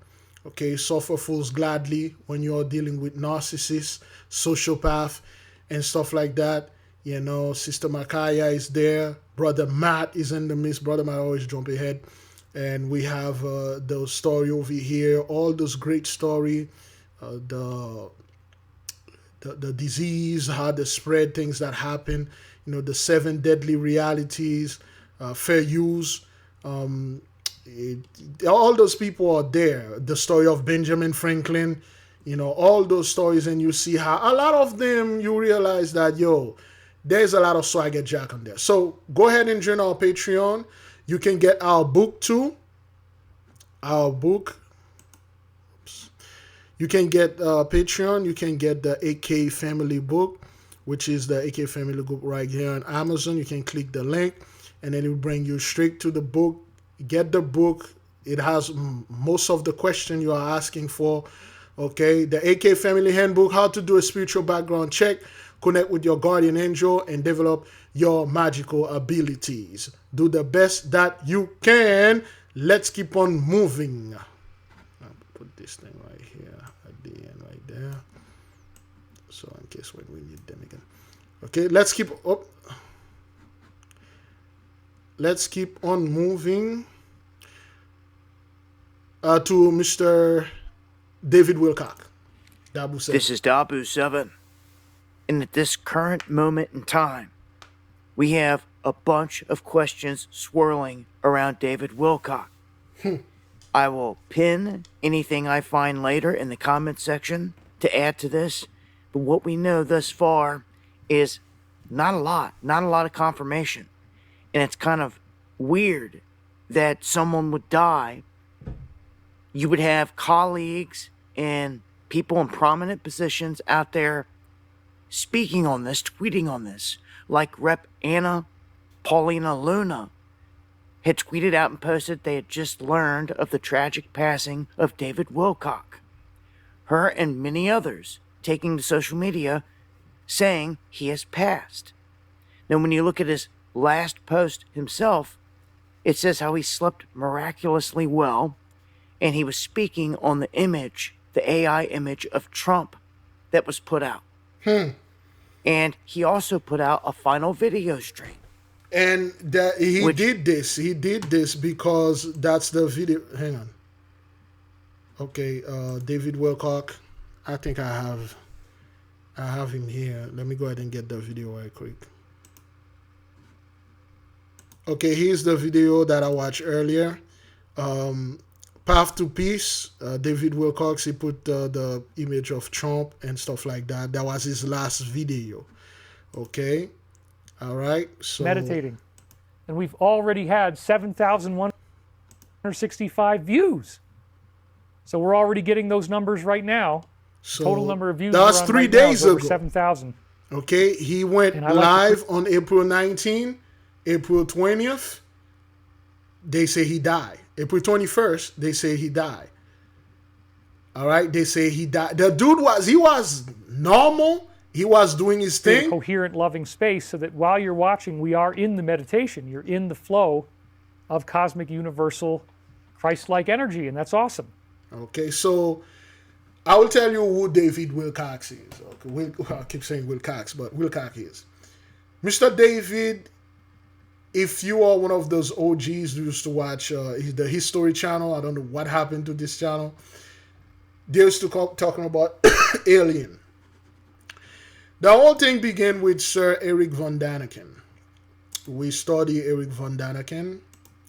Eric von Daniken. Okay, well, this is Eric von Daniken, but okay, yeah. Chariot of the Gods, okay, by Eric von Daniken. That was the book that began it all. Okay, that's not the original cover. Chariot of the Gods. Eric von Daniken, Chariots of the Gods. In the book, David quoted. David died in 2026? What the hell? Eric von Daniken died. He died in January? Good grief. I did not know this. What? I didn't even see this. He died January 10th. Oh, good grief. Eric von Daniken. I got all of his book. His story is Wong by Eric von Daniken. You know, Gods from Out of Space, Chariot of the Gods, that came out in 1968. That was the basis for Star Trek. And then in the book, the original version, Mr. Eric von Daniken explained that a lot of the stuff, remember, that the book came out in 1968. Okay, that was in the 60s. The man could not come out then telling you that your stories are wrong, and the people that did this, they don't look like the dominant people. They don't look like the dominant society. He put it in a way he explained like everything come from what they are calling North America. Okay? Machu Picchu, Pumapunku. Eric von Daniken literally told them, hey, these people that they said in here, those folks are from the stars. They are gods. And he used key.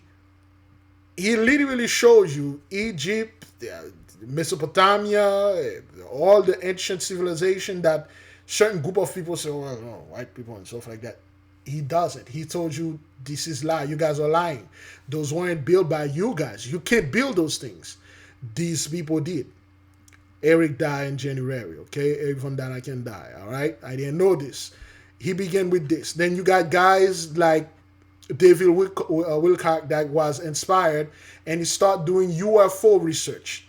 Of course, beloved, the reason why all those scientists are being taken out, black folk, don't get emotional. A lot of those scientists are responsible for a lot of your downfall. What happened is those guys, Professor Black Truth called those guys the tools of white supremacy. And white supremacy has this way, once they use a tool, they don't have a need for it, they break the tool. So those dudes, I don't know.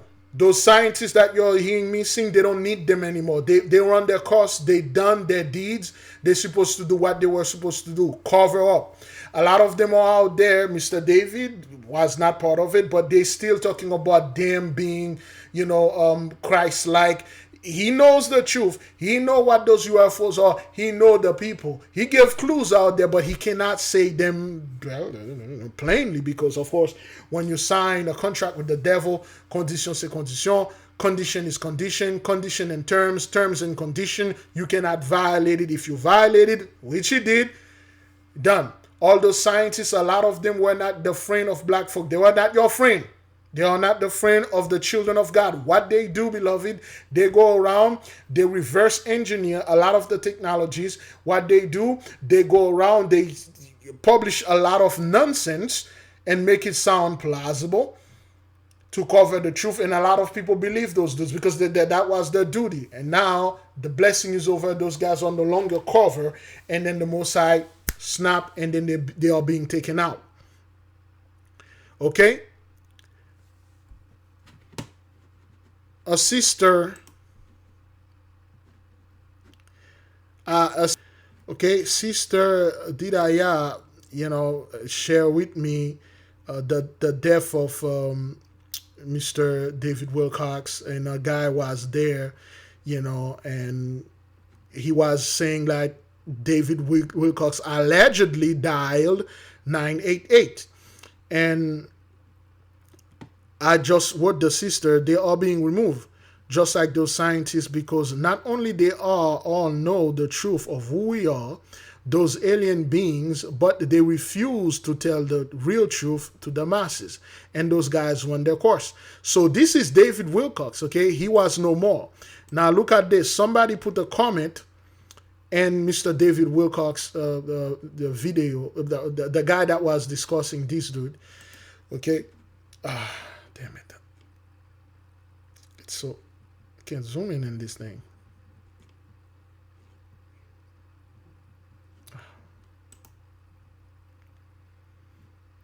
I'm going to do the best that I can. I'm not quite sure if the people can see it. Okay. It should be as big as it can get. Somebody put 11 hours, okay? That person said, part of my Grok AI inquiry about the legitimacy of reports of David's recent passing, okay? Some online speculation includes mental health struggles, conspiracy angles, example,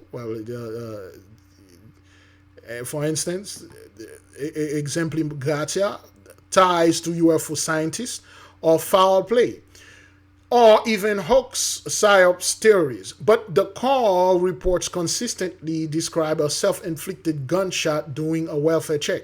His biographer, Winfrey, reportedly died just day earlier, April 18, which has fueled additional discussion. So his biographer, Mr. Winfrey, the guy that published his book concerning his life, good friend of his, they are in the same thing.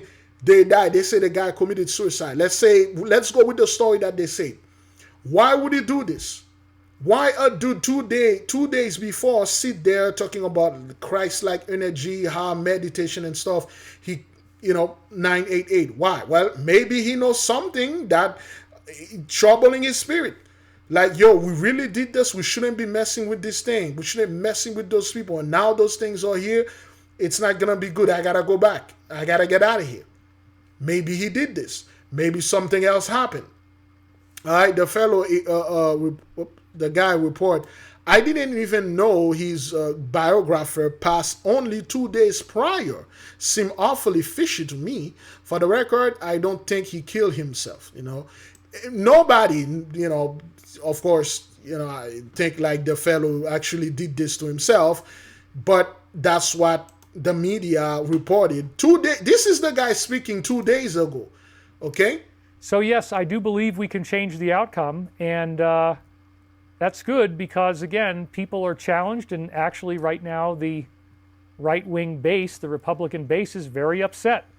There is a type of dark night of the soul going on. A lot of people have been upset by actions of our leader, and it really, really got weird. And so let's dive right into the topic here because people are demanding that I get on topic. So, okay, 1 hour in, we'll do that. He posted a picture of himself as Christ Jesus himself, and I'll tell you what, son, the oversized ego, and he's out there spouting unlike anything we've ever seen before.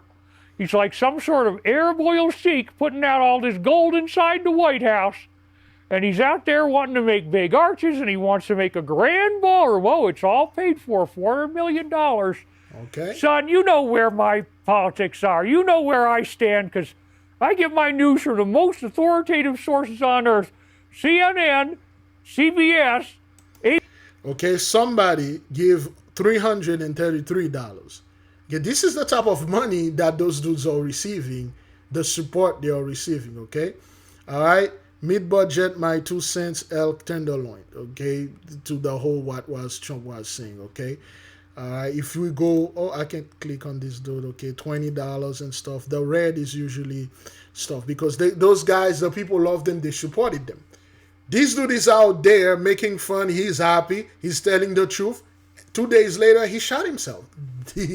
That's what they say. Okay? ABC.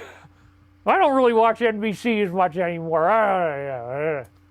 Those are my sources, son. And my sources are saying that he has freaking flipped his lid. He is over the moon. He is beyond the pale. He is over the rainbow. Something has changed. It's gotten even worse than it already was because, my God, he actually put this picture up on his social media page. And then right after he did this, 2 days later, he died. 2 days later, he died. Now, Dabu 7 right here, whoops. Dabu 7, with this, out of all the picture, they choose this one. If you look very close right there, you can see that there's 2 things that come out of his head right there. If you know what that is, put it in the comment board. There's 2 things that seems to come out of his forehead right there. One curve over here, and the other one there. All right.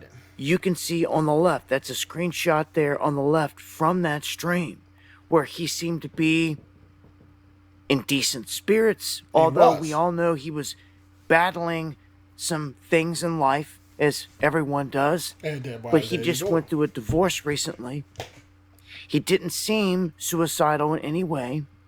He actually has a post from a couple years ago, from December 11th, that says that he would never be suicidal. He's not suicidal. That he appreciates every day in life. And he even says that in this last clip about himself. And we'll play this real quick. I'm excited to be here. Every day that I have on earth is a gift and a blessing, and I'm very grateful for that because, frankly, people are disappearing. Scientists are going missing.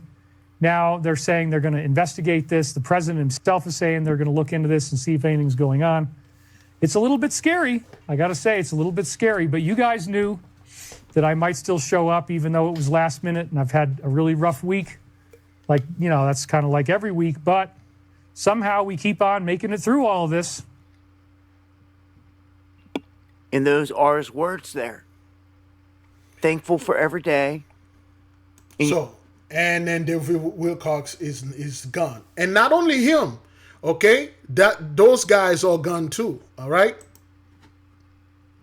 All right, so there is another dude right here. There is so much interest as well in the string of scientists and officials with connections to top secret government secrets who have disappeared or died under strange circumstances. Nearly a dozen now on this list. You know, the group all allegedly had access to sensitive government information. Well, that's the thing. You guys serve your purposes, and now the blessing is over. They no longer need you, so they are taking you guys out. Okay, you had the chance to tell the truth, but you guys keep telling half of truth. The only guy that did was Norman Bergeron. There is one picture there that shows black people getting off. You mean white people and with dark skin? No, black. Black, yeah, really, really black. That was the only guy that actually tell you the truth the way it is. But all of you guys know the truth. You refuse to tell them. You refuse to tell about Three-Eye Atlas. It went quiet as if it went away. It doesn't. Talking about you went to the moon and stuff like that. Try to get out of here. You ain't gonna go nowhere. Do you think that this string of strange mishaps is pure coincidence, or is there anything more sinister going on here? Natasha, I'm sorry. I just have to take a very pragmatic and practical look. I've looked at each one of these cases, and when you look at them individually, they have a set of circumstances that makes sense with each one. One individual was killed by the Brown shooter. Another individual was killed by a neighbor that had a long string of violent crime in his history. You have two individuals that walked off with a gun without things they needed, with serious issues going on in their lives. I think possibly that was very purposeful. They didn't want to come back. In each case, there is very pragmatic reasons that they're singular in nature, nothing combined together that would. Okay, basically, she tell you, mind your own goddamn business. Those people were killed by people that were out of their mind, people that are freaking crazy, people that have issue. So all the death, or to a degree, pragmatically natural. No, that's not what that is. Show some sort of government plot to take out all these scientists. So I'm not buying the conspiracy, Natasha. You never have to apologize for your honest. That's the thing. You guys keep calling this conspiracy. This is not conspiracy. It's a fact. A bunch of scientists die under mysterious circumstances, just like the fires. When we go out there, we tell you people, the wildfires, the fire is going to increase, the airplane going to drop off the sky, the boat's going to be missing, people going to get in a horrible accident, and people going to die left and right. What you guys did, you ignored. What you guys said, conspiracy theories. And then now this thing is happening to your face. Guess what? I'm not going to listen to them. Those are good reasons. Opinion and analysis. That's why we have you here. Jennifer Coffendoffer, thank you as always. Thank you for watching. And then that's it. Does this person come up and say this, and that's it, okay? And then here's another dude. Became one of the most recognizable voices in the world of UFO research, has passed away at the age of 60 after a battle with cancer. Okay, Nick Pope died. Nick Pope died 2 weeks ago, April 9.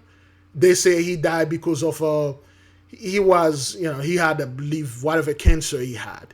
Okay, this is Nick Pope, all right? The guy, he's the top Britain UFO researchers. Those are the dudes that are very good at cover up, telling people there are little alien inside of those things. Or, well, the Queen and stuff and conspiracies and things like that. They know who that is. They have access to it, except for the Dr. Berman that told the truth. Those guys know. All of them know. They refuse to tell it because they are under contract terms and conditions, and this is the result, okay? News was shared by his wife, Elizabeth Wee, in a deeply emotional message. She revealed that Nick passed away peacefully at home, after spending his final weeks still doing what he loved, speaking, sharing, and engaging with the world, even while... So, Nick Pope died. It's been... And you got Tim Cook, Apple CEO, he's stepping down. Okay? He's stepping down. Changes for Apple. After 15 years, Tim Cook is leaving his post as CEO of Apple, and starting in September, he will be the executive chairman of Apple's board of directors. The next CEO will be John Ternus. He's currently Apple's senior vice president of hardware engineering. In a statement, Apple said Ternus started at Apple in 2001 working on the design team. He helped launch the iPad and AirPods. So joining us now to talk about the changes is Mike Isaac, a technology correspondent for the... So we're not going to go too much into this. Those big CEO elites, as people like to call them, they are stepping down. Why? Does Tim Cook know something that we don't? Is Tim Cook know something that he has to bail out and go, I don't know, above ground, hide in a skyscraper, or below ground in a bunker? Is Sir Tim Cook goose is cook?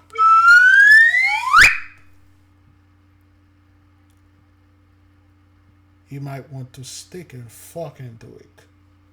It is cooked. Mr. Tim Cook. Why is Mr. Timothy? Well, the name is actually Cook or Cook. It's an Indian name, but okay, they removed the so-called apostrophe. They put it cook as cooking. That's what that is. Is Cook.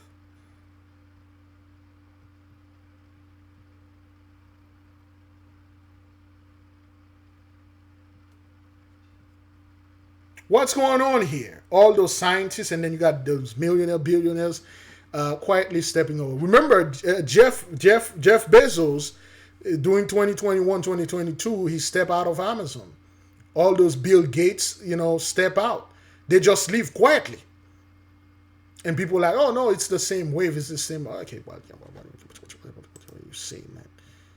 So let me see this. Oh. And we begin tonight with the... We're going to go into that, okay? All right. So when we told people about the fires, this is wildfire that started in Florida. Now it was Georgia. And 54 homes destroyed in southeast Georgia, wildfires. Where is the outrage? Where are the conspiracy theories? Where are the conspiracy theorists?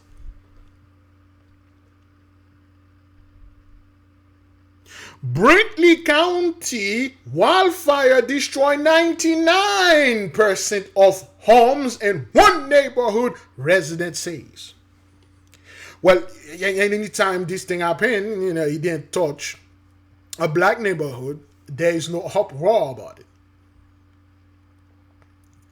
This is DEW, the government trying to take my land. From the same people that stole those land. The government is taking it from them now. Is that what that is?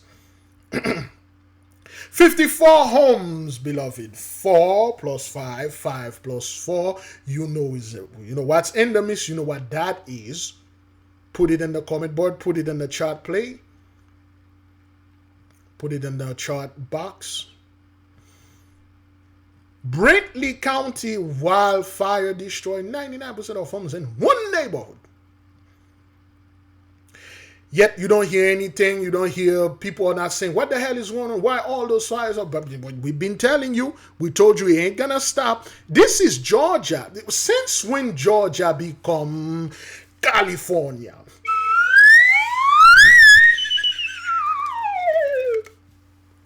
Since when Florida and Georgia become the new Cali?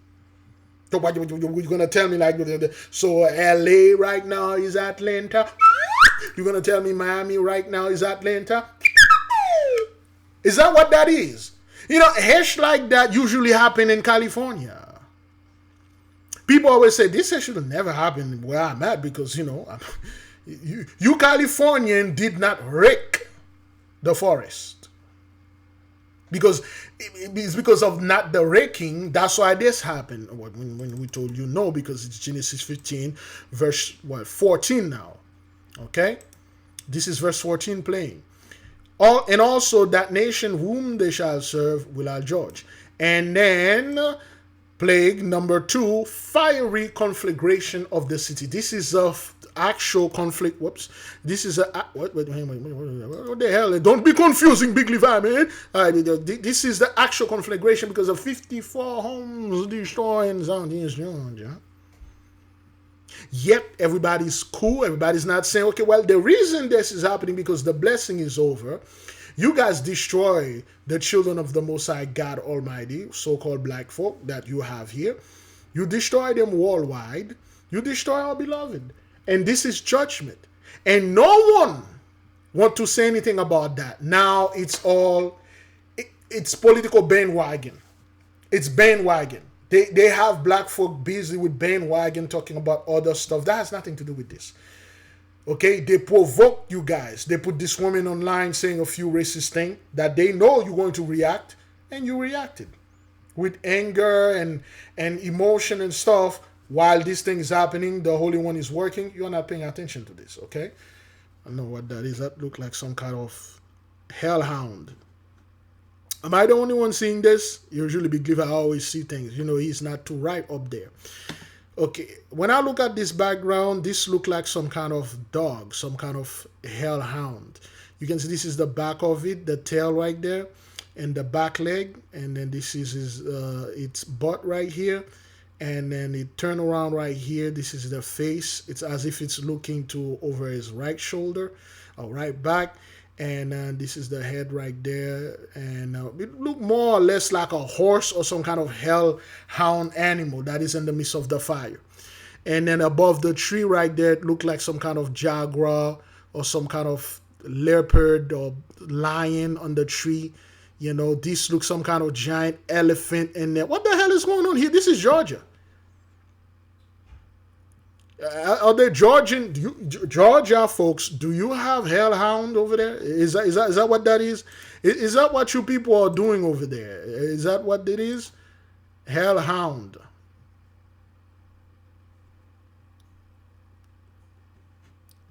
Hades. The giant dog that is guarding the entrance of hell. Three-headed hellhound.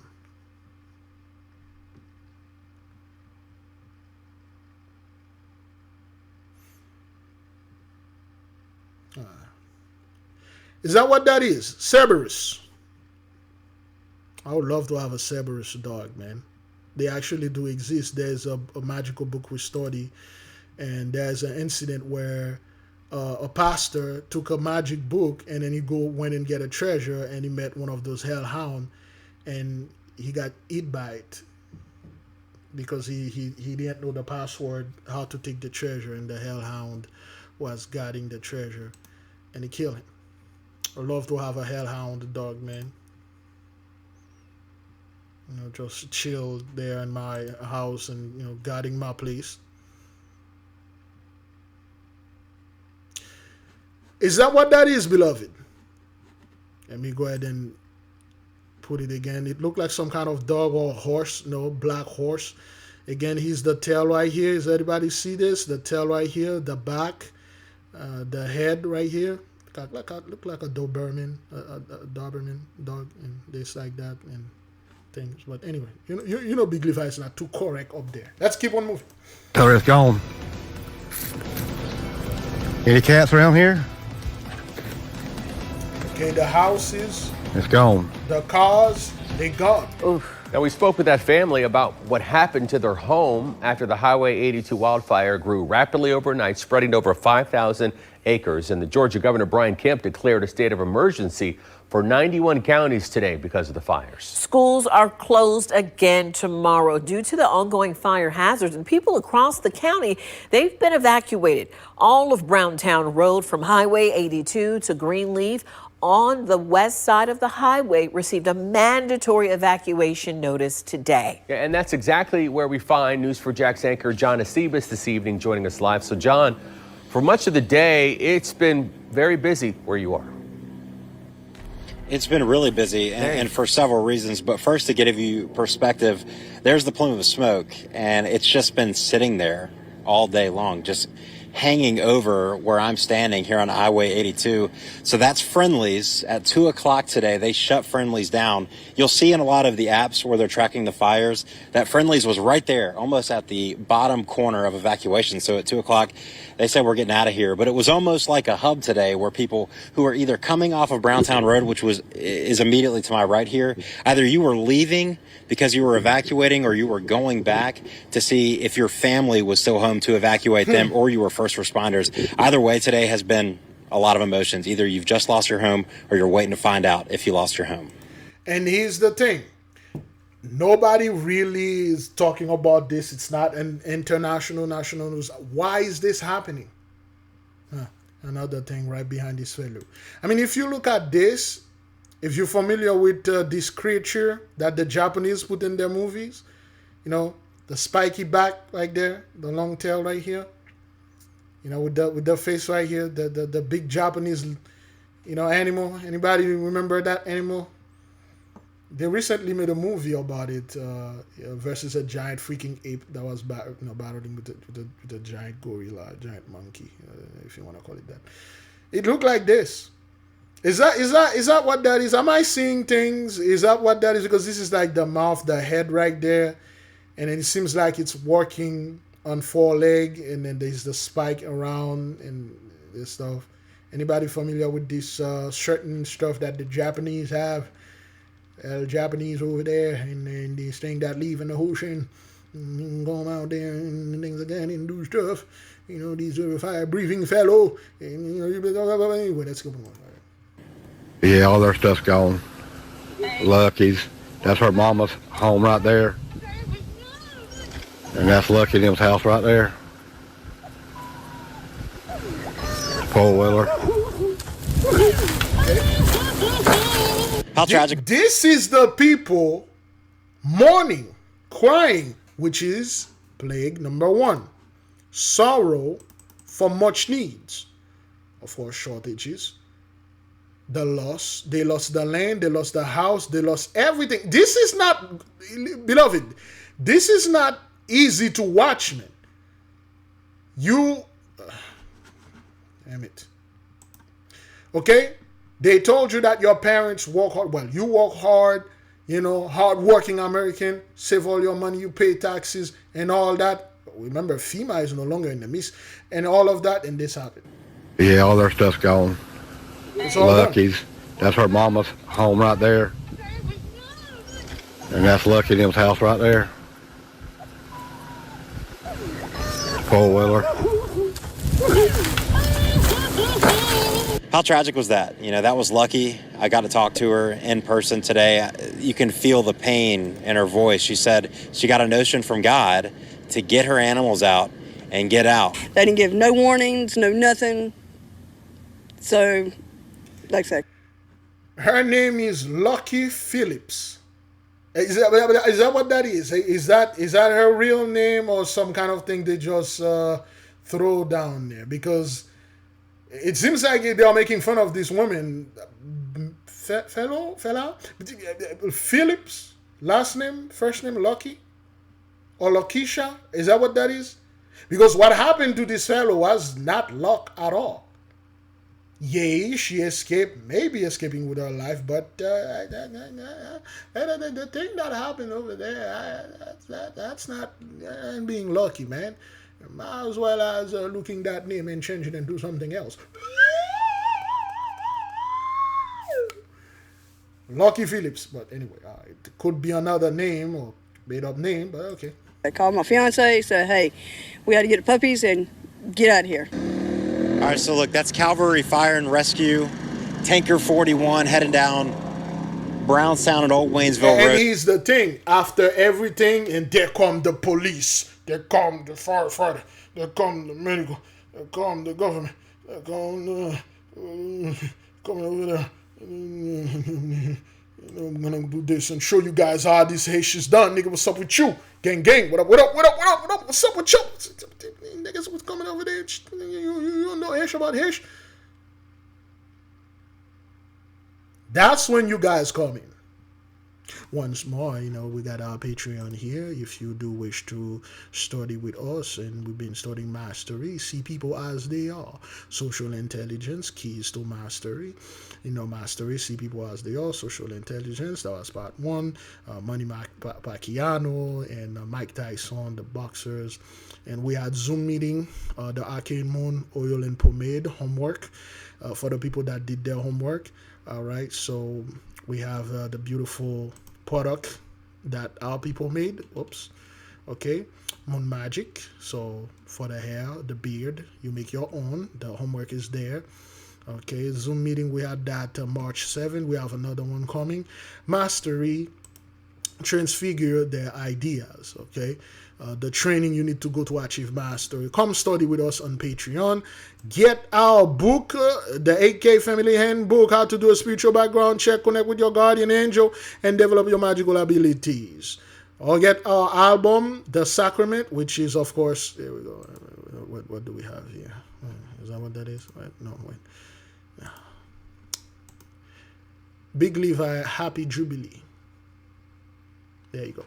You can get our album here, Shazam. This thing is on Shazam? Huh. I didn't know this. Watch. Okay. Didn't know that thing was on Shazam. Happy Jubilee, the album. I got 5 Shazam. That's good. That's good. That means my song being played, 5 people listen to it. That's good. Let's play a little bit of Happy Jubilee. Slaughter, the pig and the piglet. The light shine upon its target.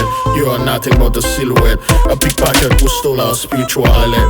Since when honey came from a net. Act like you are the beginning and the end of the alphabet. Your kingdom is now. Enjoy it. Smoke a cigarette and our kingdom will be our pet. You'll be working from sunrise to sunset. We'll be upon you like a martinet. System is crumbling like the Soviet. Mediocre like scriptboard on the clarinet. The Gentiles will teach you this and all praise to the Most High Yahweh. Acknowledgement to our brother Yahweh Shai. Great love to the Ruach. Hallelujah. All right. So if you like the song, you can get our album, Happy Jubilee. And we're going to play this, and then after that, we're going to play the song, the full song. We're going to sing, give them the Most High great glory, great praise. All right, let's keep on moving. They're trying to get to this fire, and as we've been sitting here at this Friendly's, look, that's not rain clouds, obviously, that's wildfire, and it almost feels like it's gotten closer to us this afternoon. It's just been really devastating for this area, as you hear sirens right now, and people going through. This is what folks right now... Which is plague number 8 or 9? Plague 8? No, 9. Execution by the sword in flight and distress. People are fleeing, man. Flight. They are being evacuated. Well, not evacuated. Evicted from the land, which is a song from our album called The Eviction. You know, by Sister Latoya, Lady Toya. Eviction. That's what's going on. Hey. We're dealing with... We're sitting at about 1:49. 10 minutes ago, you were told to leave? Yeah, I had game wardens were coming. How many minutes? They say how many minutes here? Put it in the comment board. We're sitting at about 1:49. 10 minutes ago, you were told to leave? Yeah, I had game wardens were coming up to all houses down Browntown Road, telling everyone. What is it with the name David lately? David Wilcock, David Knox, and all that. But, you know, we got to leave the town. The round ancestor owned this town and the houses and everything. But at 10 minutes ago, we had to leave. You know, I left everything behind. Now I gotta get out of here with my behind. Everybody to leave now. Well, I loaded my truck up yesterday evening. The urn of my wife. Where? Right there. He said that's the urn is his wife. As we see another fire and rescue crew pulling into the gas station. Now, we did what we could to go see what we could find and talk to some folks. Oops. And the number on the truck is 44. He said that's the urn is his wife. As we see another fire and rescue crew pulling in. 44, 4 plus 4, 9, 1. Into the gas station. Now, we did what we could to go see what we could find and talk to some folks. I went out about as close as I could to that plume right there, and this is what I saw. So we're driving down Hazelhurst. We pulled down here. Got fire crews coming in behind us. We just noticed. All right, so just talked to that firefighter. He said they're out there spotting and looking.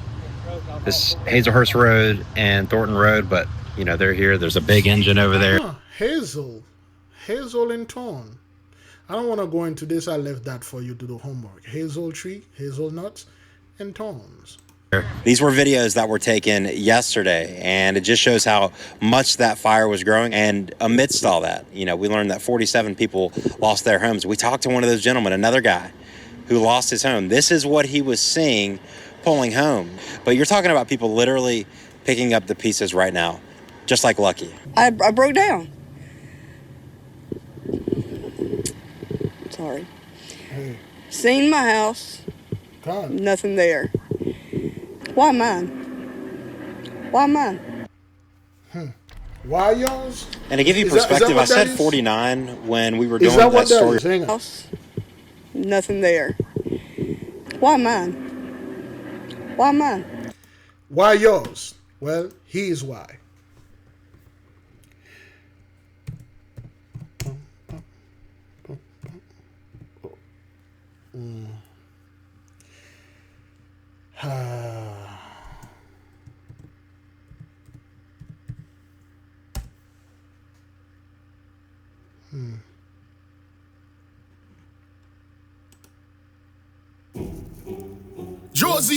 Josie A. I reform.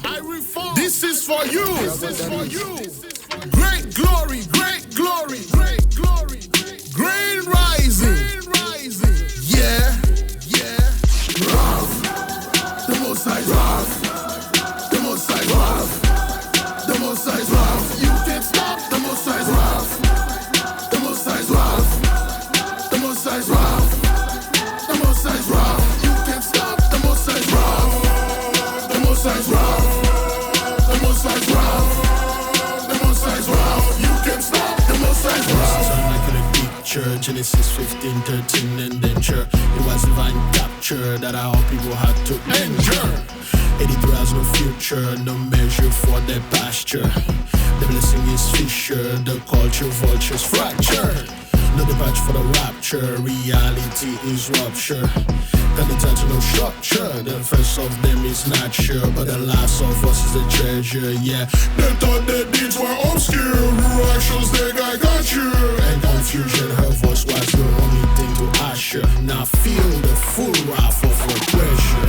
You can't stop the most high wrath. The most high wrath. The most high wrath. The most high wrath. You can't stop the most high wrath. The most high wrath. The most high wrath. The most high wrath. You can't stop the most high wrath. The most high wrath. The most high wrath. The most high wrath. You can't stop the most high wrath. Just with that nature, the reacher's useless gesture. We are the same creature. We worship by nature. 400s of torture, it was a great adventure. They want to be us by twisting our holy scripture. Changing the procedure, forging our signature. Even emotions of nature want none of our mixture. Now everyone wants to sever the pleasure. That's why we say you cannot stop the most high wrath. The most high wrath. The most high wrath. The most high wrath. You can't stop the most high wrath. The most high wrath. The most high wrath. The most high wrath. You can't stop the most high wrath. The most high wrath. The most high wrath. The most high wrath. You can't stop the most high wrath. Church was gotcha when they match you, pass on match you. Every down was manicure, the sermon was a pedicure. The blessing was secure, we were considering impure. We were considering impure, the curse of heavenly treasure. Eyes filled with aperture, fears rendered them insecure. Prophecies are now manure, words heal and also endure. Was it waiting and 83, no one's good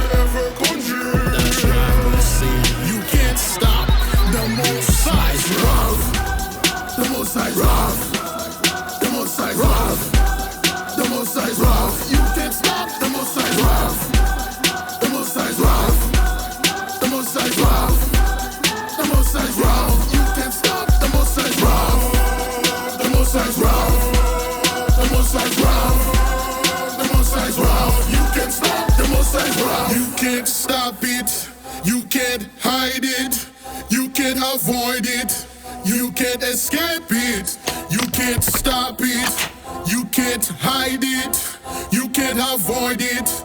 You can't escape it. You can't stop it. You can't hide it. You can't avoid it. You can't escape it. You can't stop it. Stop. You can't hide it. Hide. You can't avoid it. No. You can't stop the Most High rough. Rough. The Most High rough.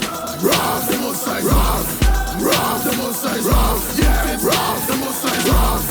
Rough. The Most High rough. Rough. The Most High rough. Yeah. Rough. The Most High rough. You can rough. The Most High rough.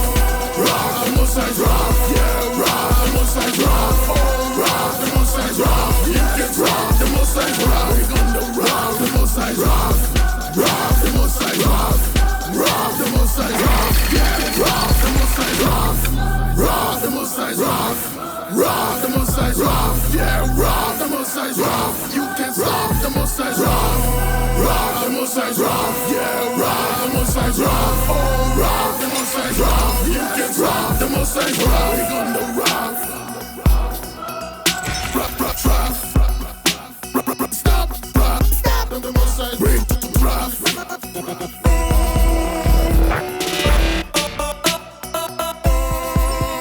You can stop. Stop. Stop. Stop. You can't stop. Can't stop. The Most High rough. Yeah. Rough. Yeah. Yeah. You can stop. Stop. Stop. Stop. Watch out. Watch out. Watch out. Watch out. Whoa. Get off my way. That's why you can't stop the Most High's wrath. You can't.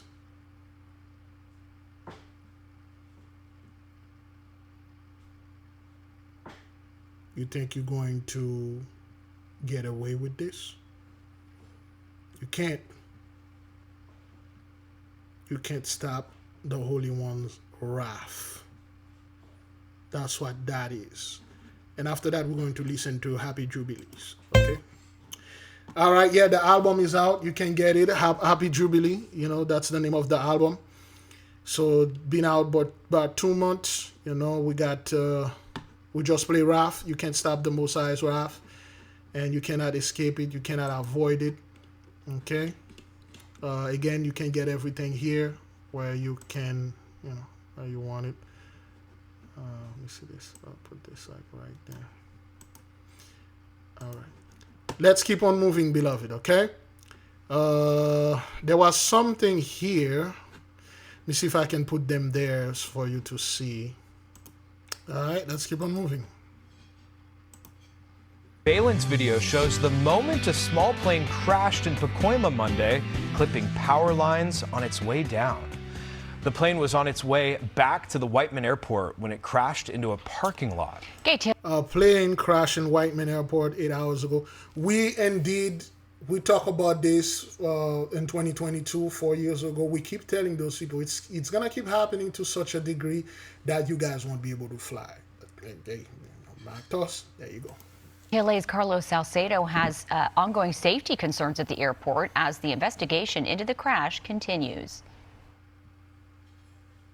Video shows as a small plane clipped power lines coming in for landing at Whiteman Airport in Pacoima Monday morning, crashing upside down in a parking lot near San Fernando Road and Van Nuys Boulevard. Good Samaritans lifted the wreckage to pull out the pilot. Oh my God! The 72-year-old pilot survived and is listed in critical condition. The 2007 Cessna is registered to a local flight school. The airport has faced calls to shut down for several years following a string of accidents. In January of 2022, A plane crash lands on train tracks nearby. A passing Metrolink train unable. What are the odds? A train crash, or the airplane crash on a train track. We had a whole list of trouble about this. You can go find them. Well, YouTube are removing things now, so yeah, that's what happened. Is that thing even recorded? Is it? Am I being talking for the past 3 hours and 40 minutes? How long we are into this thing?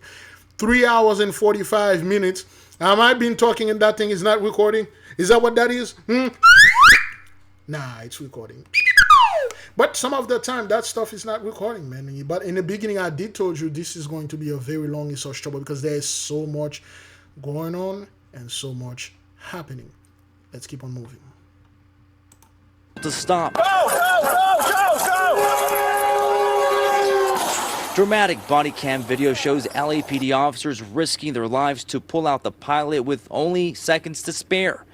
In 2022, a plane within 100 feet of the runway crashes into a neighborhood, bursting into flames. And in 2016, surveillance video shows another plane crash landing, clipping a car and spinning out of control while attempting to return to the airport. Some residents say they don't feel safe living so close to Whiteman. I'm very nervous because of what's been going on here. Nobody want to There's been a lot of airplanes that have been crashing here. The Whiteman Airport Coalition, an advocacy group. Nobody want to live close to white men now. That's all you people do. That's all you did. You were close to white men, and then now nobody want to be with the white men. Like, hey man, these niggas keep crashing here to my place, man. I got houses here, man. Y'all niggas need to shut this hash down. I don't want to live close to white men anymore. I want to live close to black men right now. Well, that's the thing right now. The curse is up on you people. We've been warning you. We told you this thing was going to happen. But yeah. What do I know? Group said in a statement, Whiteman Airport operates under strict federal safety standards with rigorous requirements for pilot training, aircraft maintenance, and flight operations. It's your typical general aviation airport. It's not any less safe than any other airport, big or small. Tim Lynn, a former Sky 5 pilot and reporter, was based out of Whiteman for 16 years. He says the incident percentages are still relatively low compared to other airports in the area. Every airport has incidents. Now, on what frequency they have them, all depends. And if there is a problem with the airport or the traffic pattern, the FAA is very quick to make a correction. Carlos Salcedo, KTLA 5 News. All right, so this is what happened.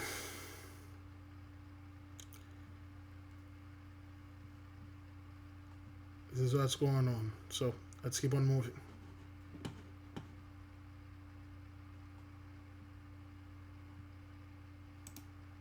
More than 4,000 acres. So, at this point, it's a large fire. Do they have an exact number? No, but they are telling us that it is 10% contained and it is moving.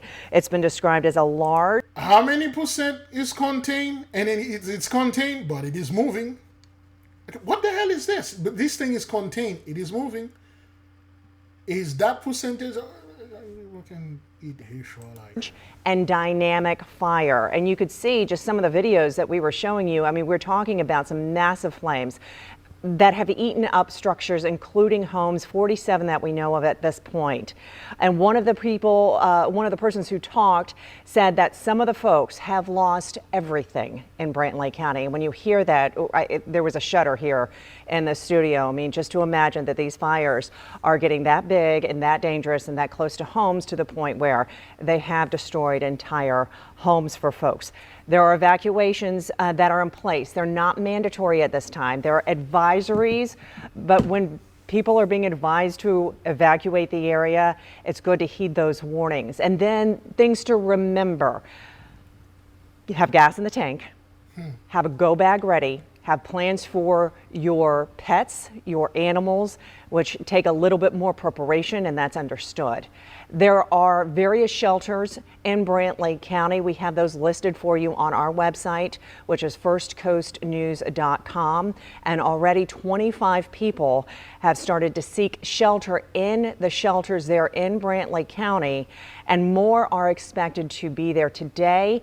This is all a matter of safety, of course. And if you've never been in this situation, I understand it's a scary situation. I've covered fires for several years now and have been in the middle of one as it was coming through a neighborhood. It is absolutely frightening. So if you are able to... So, Florida, Georgia, and New California. Then again, plague number 2, fiery conflagration of the cities. It's only going to increase. What are we at? Is that what that is? Man, I'm almost 4 hours into this thing. Excuse me. All right. It's increasing. Okay, the rest is just newscasting. So let's keep on moving. And that breaking news is out of Richmond, where police continue to search for the person they say shot 3 people, killing one of them. Welcome to the news at 6. I'm Julie Bragg. Even though police believe this was a domestic situation, our Joy Foltz tells us why they say the public is still continuing to be at risk. We saw the police cars this morning. Late Tuesday morning, neighbors in the 3100 block of 5th Avenue in Richmond stepped outside to see police cars and crime scene tape surrounding a house where police say 3 people were shot. Definitely shocking to hear about it. This has all happened. The tragic incident leaving 1 man dead and both a woman and child in critical condition. A statement from Richmond Public Schools confirming the 18-year-old that died was a John Marshall student, and the others that were hurt were part of the Henderson Middle School and Overby Shepherd Elementary School families. First individual, age 18, was pronounced deceased on scene.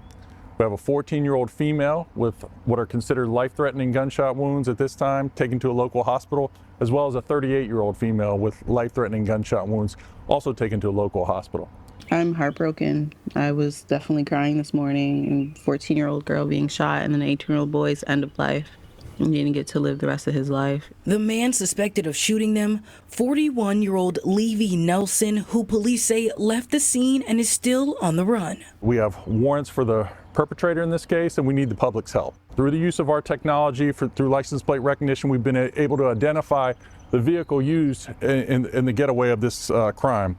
2006 Ford F-150, gray in color. It's a pickup truck with a toolbox in the back. Police added that Nelson and the 38-year-old woman who was shot had a romantic relationship and shared kids together. There were no prior 911 calls for this address. That doesn't mean that there wasn't previous domestic violence. So we're asking people, if you know someone in your family or someone you love that has experienced domestic violence, they need to get help. They need to start by involving police departments, but there's so many other social services that can participate so we can avoid tragedies like this in the future. Mayor Avula also addressing the horrific incident in a statement that reads in part, Richmond Police Chief Rick Edwards and his team are fully engaged, and we expect more information soon.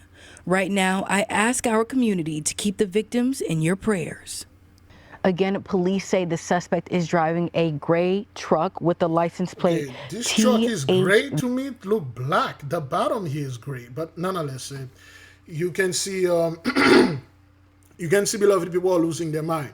I did tell my beloved in the video, I told you there will be a lot of people that look like us. The 2/3, they gotta go. Too many confusion in the midst. The black Christians, they have to go. Okay, they gotta go because that's what it is, man. You see all the scientists are being taken down, and the 2/3 are taking other people down. We begin with breaking news. Western region, can be seen for an alert 30 at the Santa Fe 242 Los Pinos Road for an airplane crash.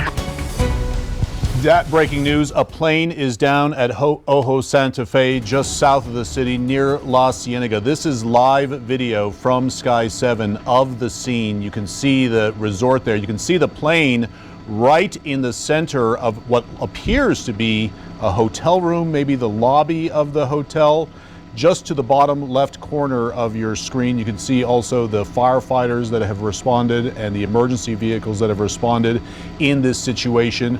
What may be most incredible is that deputies say that this plane that took off from Santa Fe was headed to Taos There are no injuries. We are now also hearing audio from first responders in the moment. So another plane fall down there 5 days ago at what was it? The Santa Fe? Is that in Arizona? New Mexico. Santa Fe. Okay, over there.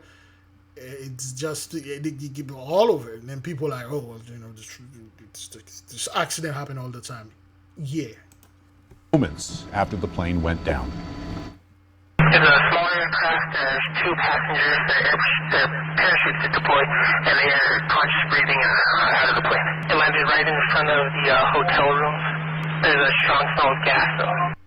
Now, this is a picture of the actual plane. We got the tail number, and this is the actual plane that went down. It's a Cirrus SR-22. This particular plane is equipped with a parachute system as a safety feature. And here's a look at sort of where it was headed to. It took off out of Santa Fe, and it went down just south of the airport, right near La Cienega, and right onto the property of the Ojo Resort in that area. State police are now taking over this investigation, and here is viewer video of the scene. As you can see, the plane. I think this is pretty much the same thing, but hey, it's happening.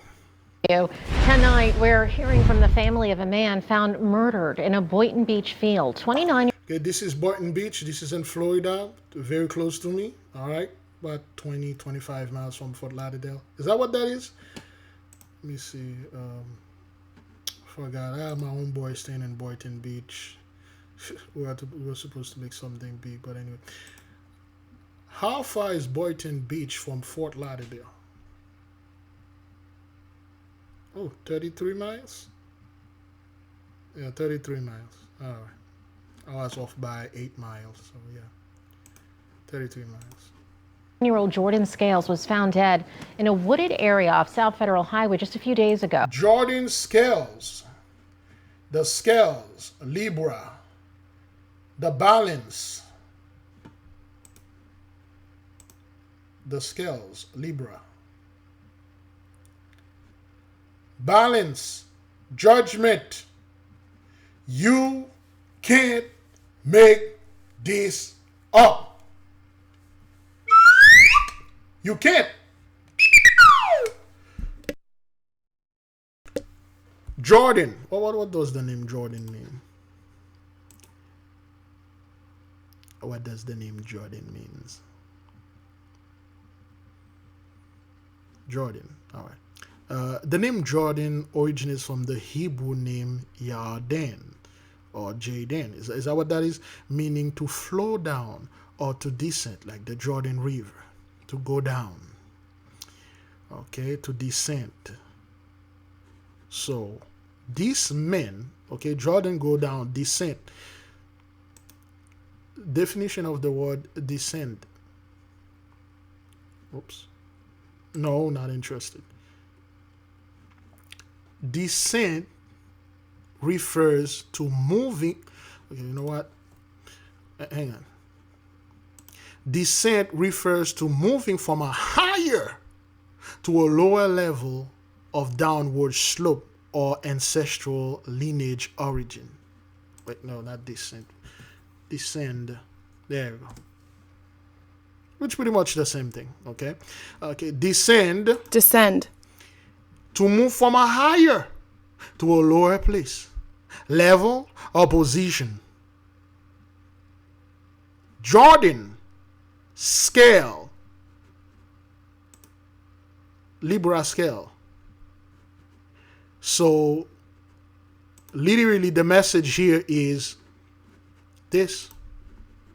The people that were higher now have been descend, the scale descend upon them. Now they are lower. Give the Holy One great praise, great glory. Do you receive the message? Do you understand the message? Jordan scales. The name Jordan means to flow, to descend, to go down. And scales, of course, could mean scales of the Leviathan. Scales of the Sulanuf. And scale of this deadly dragon. Let's see what do we have there. Dragon scales. There you go. Could be the scales of a dragon. The descending dragon. But nonetheless, beloved, Jordan's scale here was taken down in the hood, well, in the wood, excuse me. Well,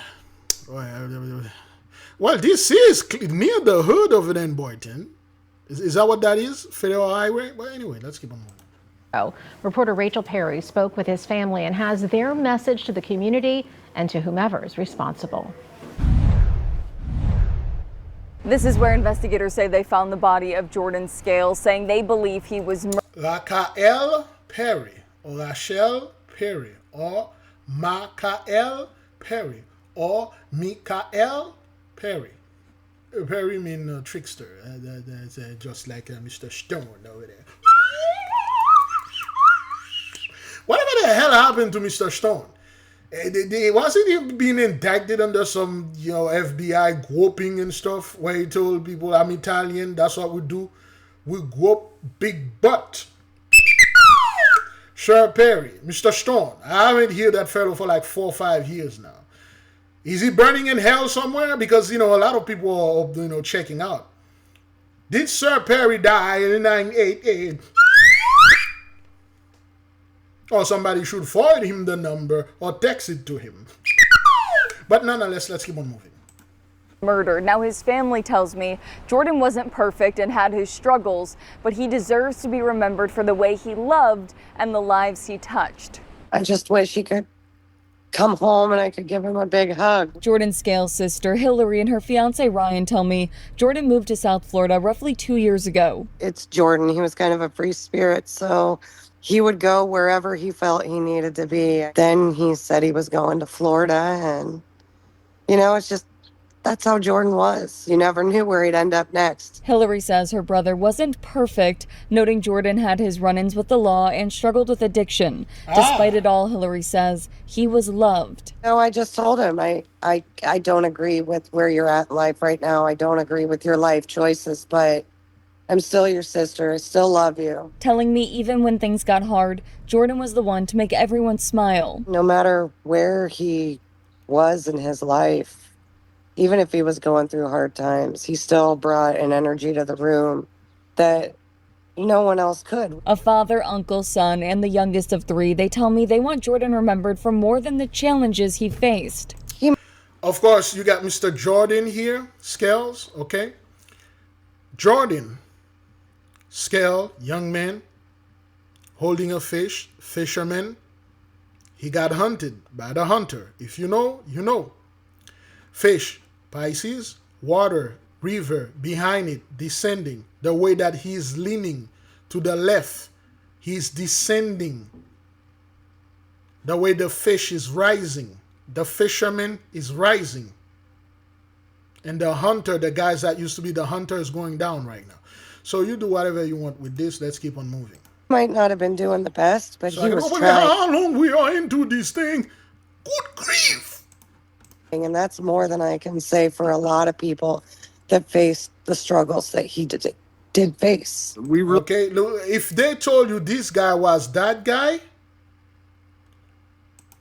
you wouldn't believe it. This is a young man. This is the face of a mature, middle-aged man. That's what the drugs did to you, man. The judgment is hard out there. All right, let's keep on moving. We really want him to be remembered more than just a transient. He was a father. He has a beautiful little girl that we get to see and hang out with. And he was a brother, a son, and everybody in his family absolutely adored him. Anyone with information on what happened to Jordan is asked to contact the Boynton Beach Police Department. That number is on your screen and on our website. In Boynton Beach, Rachel Perry, WPPF 25 News. All right, beloved. Wow. Arizona home explosion leaves neighbor homeless. Baldwin County cold case victim identified for more than 30 years. All right, it's been 4 hours, beloved. I will continue the rest on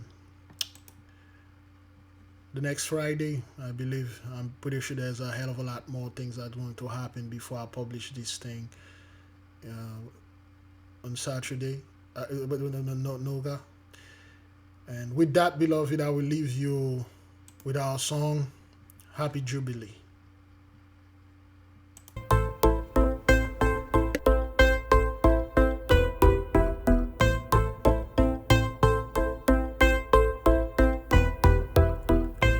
Dixit Domine, susceptor meus, est et refugium meum Deus meus eum. It wasn't given unto you to interpret, especially not the suspect. This is a virus and the son of travailet, chosen with a loud like a trumpet.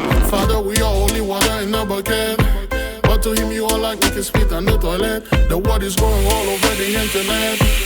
The truth being louder than the most. Your whole power system is being reset. Both must be slaughtered, the pig and the piglet. The light shine upon its target. You are nothing but a silhouette, a pickpocket who stole our spirituality. Since when honey came from a net, act like you are the beginning and the end of the alphabet. Your kingdom is now, enjoy it, smoke a cigarette, and our kingdom will be our pet. You'll be working from sunrise to sunset. We'll be upon you like a martinet. System is crumbling like the Soviet. Mediocre like scoreboard on the clarinet. The Gentiles where our teaching is inept. Israelites and that matter is our depth. The teaching must be precept upon precept. The word is a living water gushing like a jet.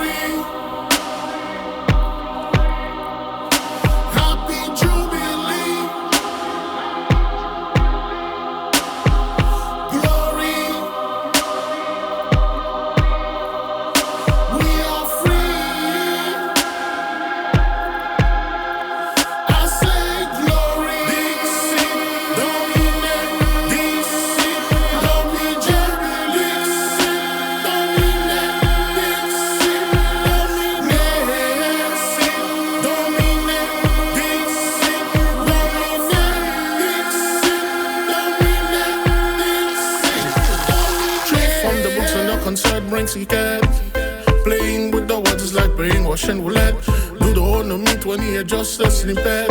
Revelation 13:10 for precept. The word is a light to us, it's a magnet. We are the living proof of the holy tablet. Your leader's a massive puppet. Your God is a bigger moped. The script of the Bible is a movie set, a real blockbuster on a high budget. The magical scrolls make them upset, yet spiritual power they haven't met.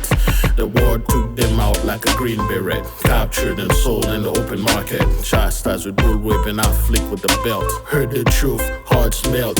Tainted spirit cause a racket. Spiritual concussion, no helmet. Recompense is returning to from the pervert. Hebrew 12:16, red, blonde or brunette. Lamentation 4:21-22, seal, no outlet. Double trouble in your Somerset. Shalom, Yasharala, our kingdom is coming next. Be at peace, there be no shake of his trouble.